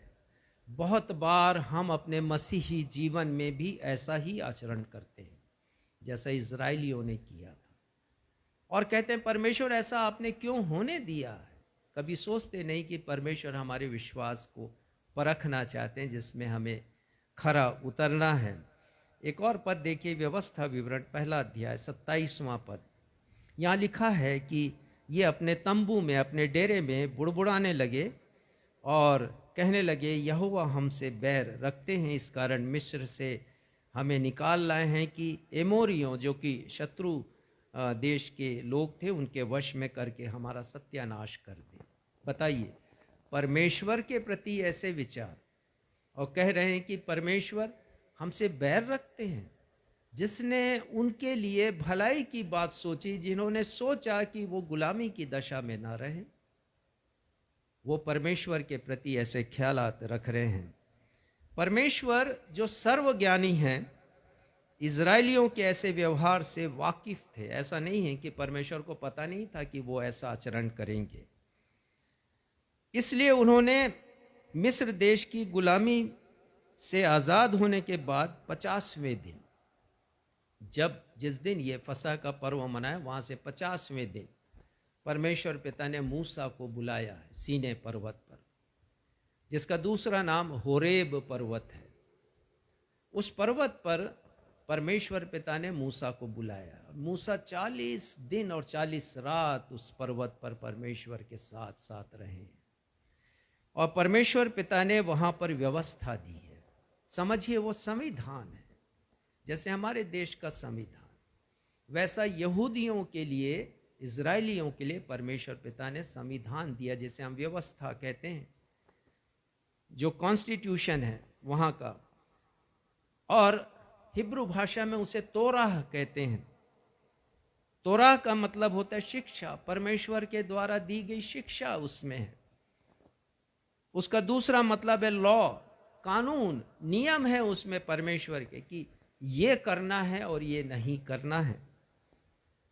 और उसका तीसरा अर्थ है इंस्ट्रक्शंस, अर्थात परमेश्वर की आज्ञा है, कमांडमेंट्स हैं, परमेश्वर के इंस्ट्रक्शंस हैं, निर्देश हैं। उसमें परमेश्वर पिता चाहते थे कि तोराह के पालन करने से इजरायली अनुशासित जीवन व्यतीत करें। एक ही मकसद था परमेश्वर का, कि वो अनुशासित जीवन व्यतीत करें। आज भी परमेश्वर का एक ही मकसद है अपने वचन को देने के द्वारा, कि हम एक डिसिप्लिन्ड लाइफ जिएं, अनुशासित मसीही जीवन जिएं। ये 5 किताब जिसे परमेश्वर पिता ने प्रकट किया है मूसा को 40 दिन 40 रात में, ये 5 किताबें बाइबल के प्रथम 5 किताबें हैं, उत्पत्ति, निर्गमन और उसके बाद लय व्यवस्था, गिनती और व्यवस्था विवरण। ये 5 किताबें परमेश्वर पिता ने दी हैं। और एक कैलकुलेशन ये कहता है कि इसमें 10 कमांडमेंट्स हैं, 10 आज्ञाएं हैं, जो कि बहुत प्रमुख हैं और हम सभी उसके बारे में जानते। पर इसके अतिरिक्त 613 आज्ञा हैं, 613 नियम हैं, इंस्ट्रक्शंस हैं, कमांडमेंट्स हैं परमेश्वर के। और ये भी कहा जाता है कि बहुत कुछ परमेश्वर ने ओरल दिया, मुखाग्र रूप से दिया है। और वो मुखाग्र रूप से जो परमेश्वर ने निर्देश दिया वो पीढ़ी से पीढ़ी तक पासान होता गया। ये बहुत बड़ी बात है। इसीलिए इस बात पर जोर दिया गया कि माता पिता अपने बच्चों को सिखाएं व्यवस्था के बारे में, और उनको निर्देश दिया कि तुम अपने आने वाली पीढ़ी को सिखाना। और ये सब ओरल होता था, मुखाग्र होता था, पर बहुत कुछ परमेश्वर ने लिखित रूप से दिया है। इतना खूबसूरत संविधान, इतनी खूबसूरत व्यवस्था परमेश्वर ने इजरायलियों को दी। और जो परमेश्वर पिता ने नियम बनाया है, जो संविधान, जिसे मैं व्यवस्था हम कहते हैं, अनेक देशों के लिए आदर्श बना। जब उन देश के जो विद्वान लोग हैं उन्होंने अपने देश का संविधान बनाया, तो जो सिविलियन कोड जिसे कहते हैं, नागरिक आचार संहिता, उसका जो आधार है परमेश्वर ने जो मूसा को दिया है व्यवस्था, वो उसका आधार बना है। मूसा ने अंतिम निर्देश दिया है, आज हमने पढ़ा है उसे, व्यवस्था विवरण 32 और उसके 45 पद को देखिएगा। वहाँ पर मूसा का ये अंतिम, मृत्यु के पहले अंतिम निर्देश है। 45 वर्ष को पढ़िएगा। जब मूसा ये सब वचन सब इज़राइलियों से कह चुका, तब उसने उनसे कहा, जितनी बातें मैं आज तुमसे चिता कर कहता हूँ, उन सब पर अपना अपना मन लगाओ और उनके अर्थात इस व्यवस्था की सारी बातों के मानने में चौकसी करने की आज्ञा अपने बच्चों को दो। 47 पद। क्योंकि यह तुम्हारे लिए व्यर्थ काम नहीं, परंतु तुम्हारा, उन्होंने बोला कि ये तुम्हारा जीवन है। ये व्यवस्था कोई मामूली नहीं है, ये साधारण नहीं है, साधारण नियम नहीं, ये तुम्हारा जीवन है। तुम्हारी ये लाइफ स्टाइल बन जाए, तुम्हारी जीवन शैली बन जाए। वो कहते हैं कि अपना मन लगाना और इस व्यवस्था की सारी बातों को मानने में चौकसी करना। आज भी परमेश्वर का वचन हमसे यही कहता है। ये वचन जीवित वचन है, इस वचन में जीवन है। परमेश्वर यही जीवन हमें देना चाहते हैं। लेकिन हम पढ़ते हैं कि उनका आचरण क्या हुआ, उन्होंने कैसा आचरण किया है। इतनी अच्छी व्यवस्था देने के बाद भी देखिएगा, भजन संहिता 78 उसका 10वां पद पढ़िएगा। भजन संहिता 78 उसका 10वां पद। उन्होंने परमेश्वर की वाचा पूरी नहीं की और उसकी व्यवस्था पर चलने से इनकार किया। इतनी अच्छी, इतनी शानदार व्यवस्था, कभी इसके अन्य गुणों के ऊपर किसी और दिन हम मनन करेंगे। इतनी अच्छी व्यवस्था दी है परमेश्वर ने, इतना अच्छा संविधान दिया है परमेश्वर ने, लेकिन लिखा है उन्होंने परमेश्वर की वाचा पूरी नहीं की और उनकी व्यवस्था पर चलने से इनकार किया।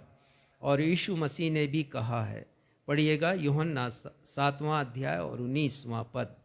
प्रभु यीशु मसीह ने भी कहा, तत्कालीन फरीसियों से, सदूकियों से, व्यवस्थापकों से प्रभु यीशु मसीह ने ये कहा है, क्या मूसा ने तुम्हें व्यवस्था नहीं दी तो भी तुम में से कोई व्यवस्था पर नहीं चलता? हाँ, ये प्रभु यीशु मसीह ने कहा। इतनी शानदार व्यवस्था, संविधान परमेश्वर ने दिया और कोई चलना नहीं चाहते।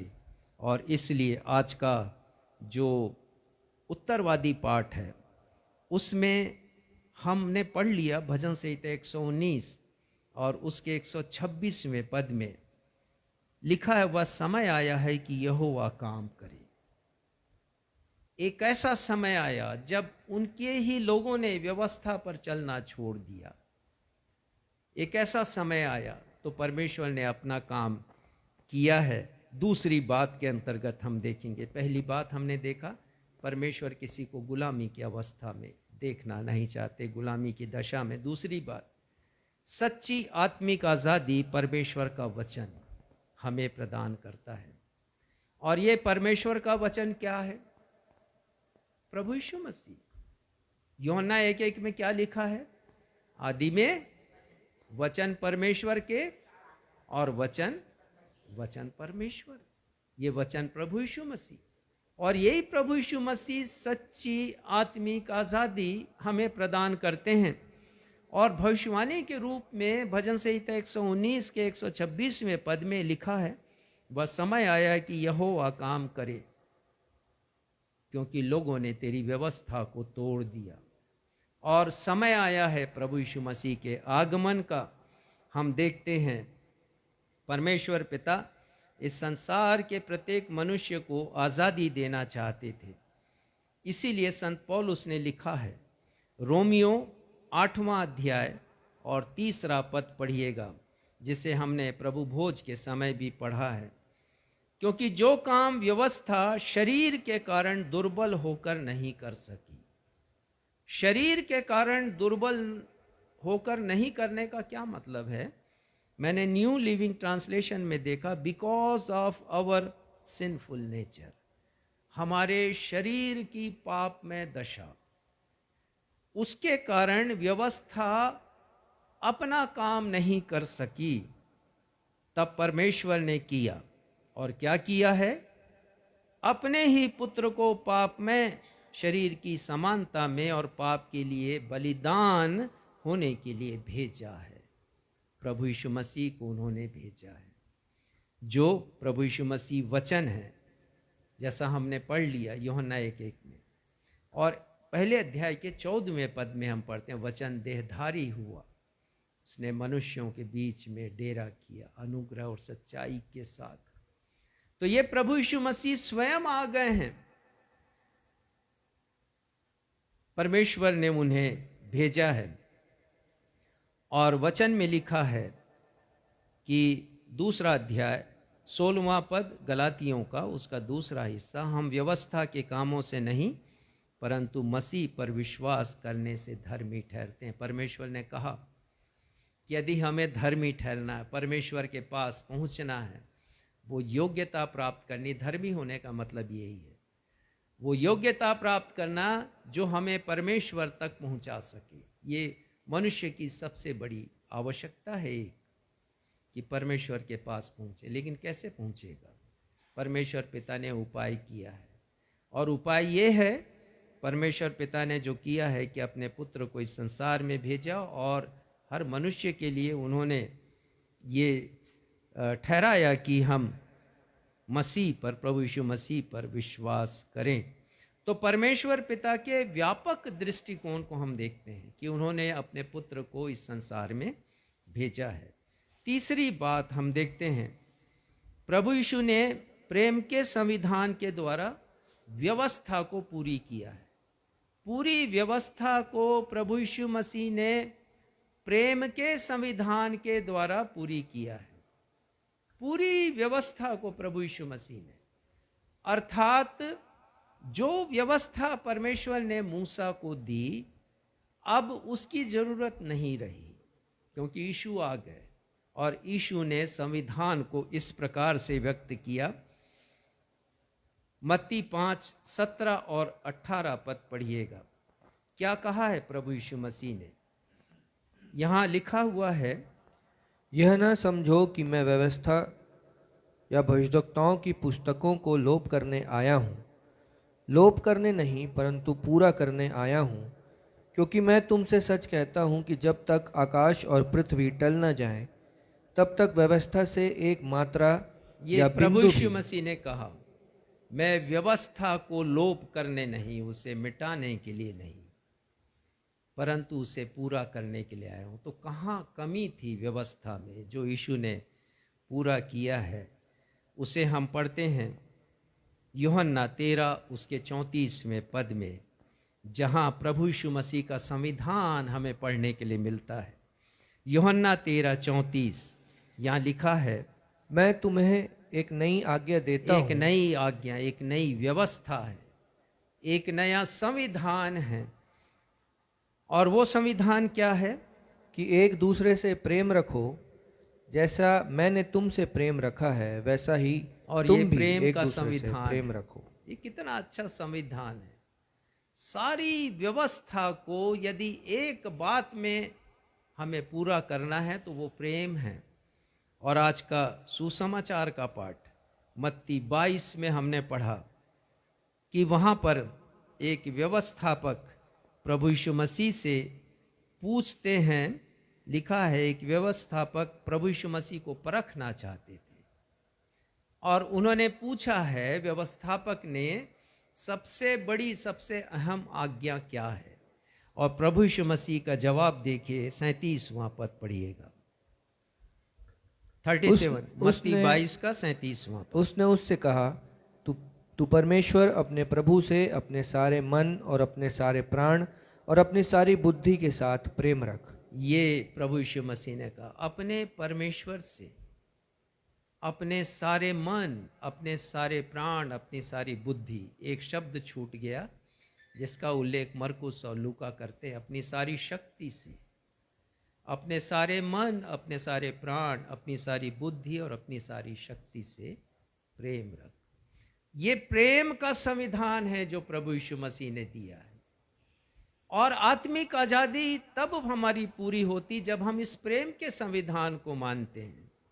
और इसके बाद प्रभु यीशु मसीह ने एक और अहम बात कही है, 38 पद में वो कहते हैं, बड़ी और मुख्य आज्ञा तो यही है। और फिर 39वां पद पढ़िएगा, और उसी के समान यह दूसरी भी है कि तू अपने पड़ोसी से अपने समान प्रेम रख। हाँ देखिए, ये दूसरी आज्ञा है, ये भी प्रमुख आज्ञा है, प्रभु यीशु मसीह की आज्ञा।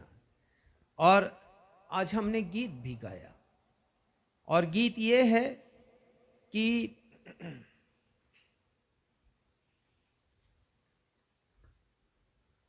मेरे भारत पर दया करना, सृष्टि के सृजनहार। और हमने गाया, तोड़ दे नफरत की दीवार को, भर दे हर दिल की दरार को, घायल यहाँ हर आदमी, दे शिफा तू हर गुनहगार को। कैसे दूर होगा ये नफरत? कैसे दूर होगी? कैसे दिल में जो कड़वाहट की दरार है वो कैसे दूर होगी? सिर्फ प्रेम के द्वारा।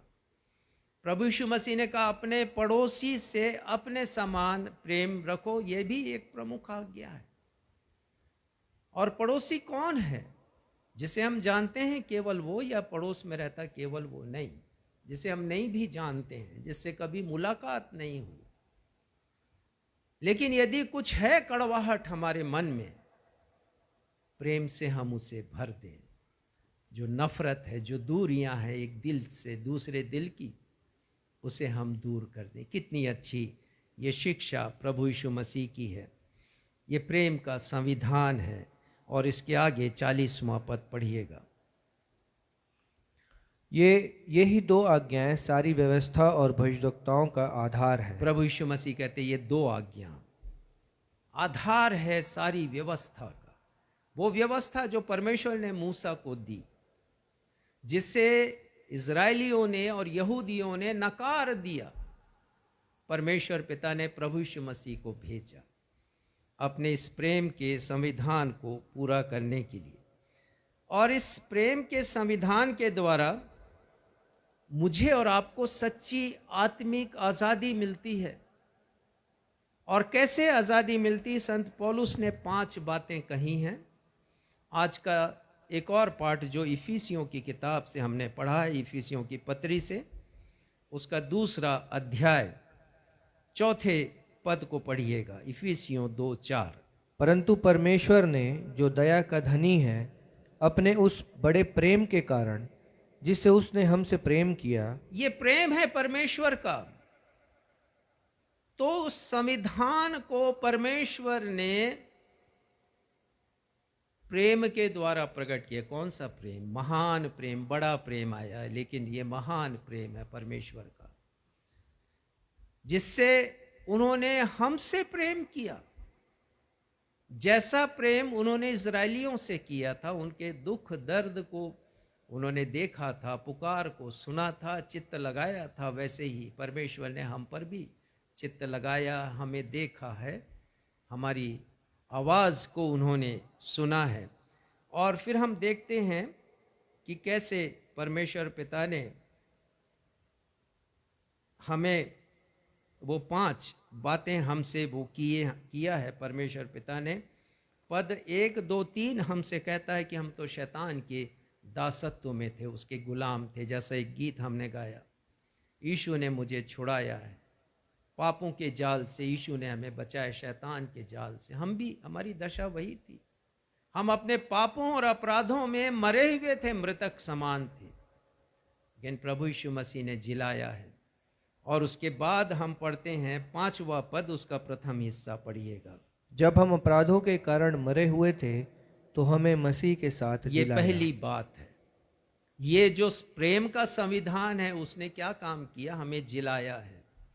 हम मृतक समान थे, अपने पापों में पड़े हुए मुर्दा थे हम, लेकिन यीशु ने हमें जिलाया। और उसके बाद 6वां पद पढ़िए, पहला हिस्सा। और मसीह यीशु में उसके साथ उठाया। प्रभु यीशु मसीह के साथ हमें उठाया है। जिस प्रकार प्रभु यीशु मसीह का पुनरुत्थान हुआ, उसी प्रकार परमेश्वर पिता ने हमें उठाया। और ये बपतिस्मा में हम सीखते हैं कि जब पानी में किसी को डुबोया जाता है बपतिस्मा के समय, तो उसका मतलब है कि तुम अपने पापों अपराधों के कारण मरे हुए थे, और उसके बाद उन्हें उठाया जाता है। अर्थात प्रभु यीशु मसीह ने तुमको जिलाया है और उठाया है। और उसके बाद पढ़िए 7वां पद, कि वह अपनी उस कृपा से जो मसीह यीशु में हम पर है, आने वाले समयों में अपने अनुग्रह का असीम धन दिखाए। ये है प्रेम का संविधान, परमेश्वर के प्रेम का संविधान, कि परमेश्वर ने असीम धन भी हमें दिखाया। वो महिमा मृत्यु के पश्चात जो मुझे और आपको मिलने वाली है, इस संपूर्ण आत्मिक आज़ादी के बाद, सच्ची आत्मिक आज़ादी के बाद, अनुग्रह का असीम धन भी परमेश्वर ने हमें दिखाया है। और उसके बाद 8वें पद में लिखा, हमारा उद्धार किया विश्वास के द्वारा। अनुग्रह ही से परमेश्वर पिता ने हमारा उद्धार किया है। तो हम देखते हैं कि इस प्रकार से ये प्रेम का संविधान है जो प्रभु यीशु मसीह ने हमें दिया है। और वो हमारे सच्चे मुक्तिदाता, सच्चे उद्धार करता है प्रभु यीशु मसीह। और हम जानते हैं कि उन्होंने कहा इस बात को कि तुम सत्य को जानोगे और सत्य तुम्हें स्वतंत्र करेगा। हम देख ले यूहन्ना रचित सुसमाचार, उसका 8वां अध्याय, और मैं समझता हूँ उसका 32वां पद है। वो कहते हैं कि तुम सत्य को जानोगे, और सत्य यही है। अपने पाप में दशा में थे, प्रभु यीशु मसीह ने हमें जिलाया है और उठाया है, स्वर्गीय स्थानों में बिठाया है, असीम धन हमको दिखाया अनुग्रह का, और हमें उद्धार दिया है। यही सत्य है। पढ़िएगा 32वां पद, यूहन्ना 8 उसका 32वां पद। और सत्य को जानोगे और सत्य तुम्हें स्वतंत्र करेगा। वो कहते हैं कि सत्य हमें स्वतंत्र करेगा। अंतिम बात मैं आप सभी को बताना चाहता हूँ, और वो ये है कि संपूर्ण सच्ची आत्मिक आज़ादी केवल और केवल प्रभु यीशु मसीह में है। और यदि सच्ची आत्मिक आज़ादी हम चाहते हैं तो उसे और कहीं ढूंढने की ज़रूरत भी नहीं होना चाहिए, कहीं और तलाश ना करें, केवल प्रभु यीशु मसीह ने। 5 पदों के द्वारा मैं इसकी व्याख्या करूंगा कि आत्मिक आज़ादी से मेरा तात्पर्य क्या है। सच्ची आत्मिक आज़ादी, रोमियो 6 उसका 14वां पद पढ़िएगा। रोमियो 6वां अध्याय 14वां पद, प्रभु यीशु मसीह ने हमें पाप से आज़ाद किया है, और तुम पर पाप की प्रभुता न होगी। हाँ, संत पौलुस कहते हैं कि हम पर पाप की प्रभुता, मतलब पाप राज्य नहीं करेगा, हम शैतान के अनुसार नहीं जिएंगे। 12वां पद पढ़िएगा इसी का, रोमियो 6:12। इसलिए पाप तुम्हारे मरणहार शरीर में राज्य न करे। ये संत पौलुस ने लिखा है कि हमारे शरीर को गुलाम कौन बनाता है? वो शैतान है जो पाप लेकर आता है और हमें अपनी अधीनता में कर लेता है। आत्मिक आज़ादी का सबसे बड़ा दुश्मन यदि कोई है तो वो पाप है, और वो कहते हैं संत पौलुस की पाप तुम्हारे मरणहार शरीर पर राज्य ना करे। दूसरी बात, सच्ची आज़ादी से हमारा तात्पर्य ये है, इब्रानियों 2:14वें पद का दूसरा हिस्सा और 15वां पद पढ़िएगा। प्रभु यीशु मसीह ने हमें मृत्यु के भय से आज़ाद किया है, पढ़िएगा। ताकि मृत्यु के द्वारा उसे, जिसे मृत्यु पर शक्ति मिली थी, अर्थात शैतान को निकम्मा कर दे, और जितने मृत्यु के भय के मारे जीवन भर दासत्व में फंसे थे उन्हें छुड़ा ले। हाँ, ये प्रभु यीशु मसीह ने हमें छुड़ाया है। हर इंसान मृत्यु के भय में जीवन व्यतीत करता है। ये सच्ची आज़ादी है जो प्रभु यीशु मसीह देते हैं, कि मृत्यु के भय को दूर करते हैं, क्योंकि उन्होंने शैतान को निकम्मा किया, जैसे मृत्यु पर अधिकार मिला था पुनरुत्थान की शक्ति, पुनरुत्थान की सामर्थ्य के द्वारा। तीसरा पद के लिए देखिए रोमियो 8 उसका पहला पद, जो हमें बतलाता है कि संपूर्ण आत्मिक आज़ादी से मेरा तात्पर्य क्या है। रोमियो 8 अध्याय का पहला पद। सो अब जो मसीह यीशु में है उन पर दंड की आज्ञा नहीं। ये कितनी अच्छी बात है।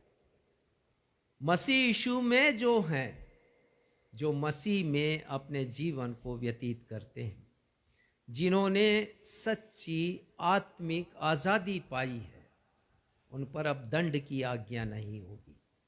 पाप दंड लेकर आता है, मृत्यु का दंड, लेकिन जो प्रभु यीशु मसीह में होते हैं उन्हें अनंत जीवन का तोहफा मिलता है, पुरस्कार मिलता है। तो हम परमेश्वर के क्रोध से आज़ाद हो जाते हैं, और परमेश्वर का क्रोध आज्ञा ना मानने वालों पर भड़कता है। संत पौलुस इसे कहते हैं 2 अध्याय में।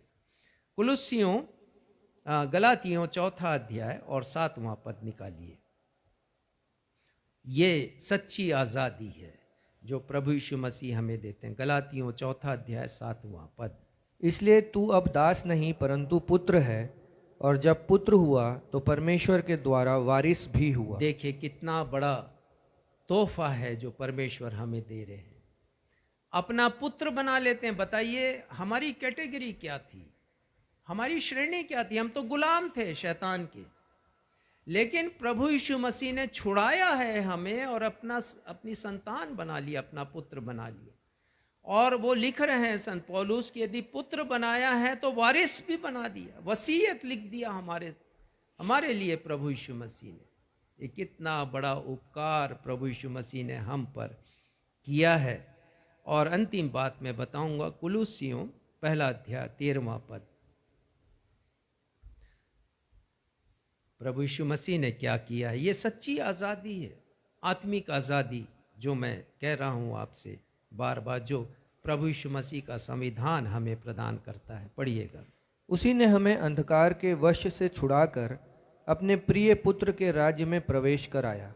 हाँ, प्रभु यीशु मसीह ने शैतान के वश से छुड़ाया है और परमेश्वर के राज्य में हमें प्रवेश कराया है। इतने अच्छे अच्छे उपकार प्रभु यीशु मसीह ने किए अपने संविधान के द्वारा, अपनी नई आज्ञा के द्वारा। प्रश्न उठता है कि हमारी पसंदगी क्या है?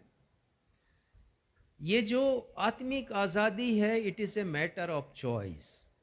ये पसंदगी और नापसंदगी की बात है। हम क्या पसंद करते हैं?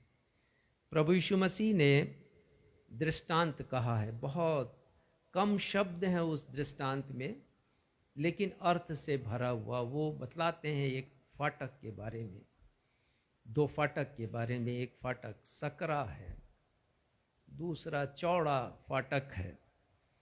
वो कहते हैं कि उनके कहने का मतलब ये है, जो सकरा फाटक है वो आज़ादी का है, संपूर्ण आत्मिक आज़ादी का वो फाटक है। जो उससे प्रवेश करता है वो जीवन को पाता है। ये है संपूर्ण आत्मिक आज़ादी। और चौड़ा फाटक वो कहते हैं बड़ा खूबसूरत है, बड़ा भव्य है, आकर्षक है, लेकिन ये गुलामी का प्रतीक है। उसके अंत में मृत्यु मिलती है। उसी प्रकार दो मार्ग के बारे में बताएं, एक चौड़ा है, एक सकरा है। हम क्या पसंद करेंगे? कौन सी आज़ादी पसंद करेंगे? हम केवल तन और मन की आज़ादी से संतुष्ट ना हो जाएं, परंतु आत्मिक आज़ादी की भी चिंता करें। चुनाव हमें करना है। अंतिम पद निकालिए, गलातियों 5:13। मैं संदेश को समाप्त करूंगा। अंत में फिर हम उस गीत को गाएंगे और स्मरण करेंगे कि प्रभु यीशु मसीह ने हमें छुड़ाया है और उन्होंने हमें बचाया है। अंतिम पद को गाएंगे, कोरस से प्रारंभ करेंगे।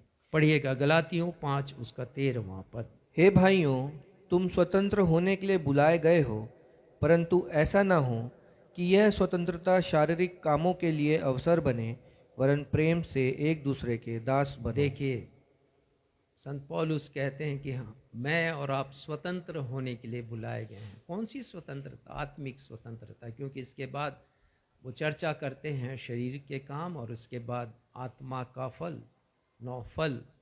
यह है आत्मिक स्वतंत्रता। तब जब मिलती है आत्मिक स्वतंत्रता तो हमारे जीवन में वो फल भी दृष्टिगोचर होते हैं। तो मैटर ऑफ चॉइस है, हम क्या पसंद कर रहे हैं। आज जबकि हम अपने देश का एक महत्वपूर्ण पर्व मना रहे हैं, राष्ट्रीय पर्व गणतंत्र दिवस, संविधान को स्मरण करते हैं, तो ये भी स्मरण करें आत्मिक रीति से परमेश्वर का वचन क्या कहता है। चुनाव हमें करना है, पसंदगी हमारी है। तो हम पसंद करें वही जो प्रभु यीशु मसीह चाहते हैं, आत्मिक आज़ादी जो वो देते हैं।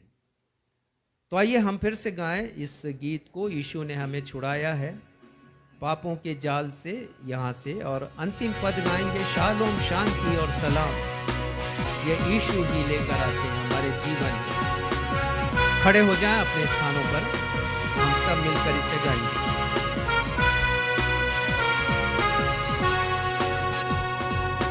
यीशु ने हमें छुड़ाया है पापों के जाल से,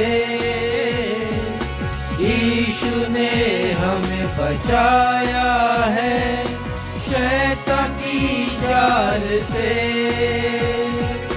यीशु ने हमें छुड़ाया है पापों के जाल से, यीशु ने हमें बचाया है शैतान की चाल से। तो गाओ हालेलुया, तो गाओ हालेलुया,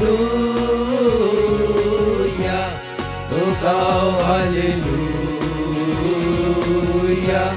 तो गाओ हालेलुया, तो गाओ हालेलुया, तो गाओ हालेलुया, तो गाओ हालेलुया,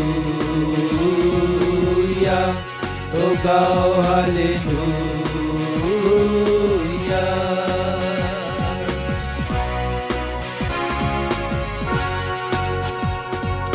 शालोम, शांति और सलाम हम लाए हैं आपके नाम। शालोम, शांति और सलाम, ये यीशु का पैगाम। तो गाओ हालेलुया, तो गाओ हालेलुया, तो गाओ हालेलुया, तो गाओ हालेलुया। प्रार्थना में जाएंगे। अब मैं आप सबों को परमेश्वर पिता के सुरक्षामयी हाथों में अनुग्रह के वचन के साथ सौंप देता हूँ।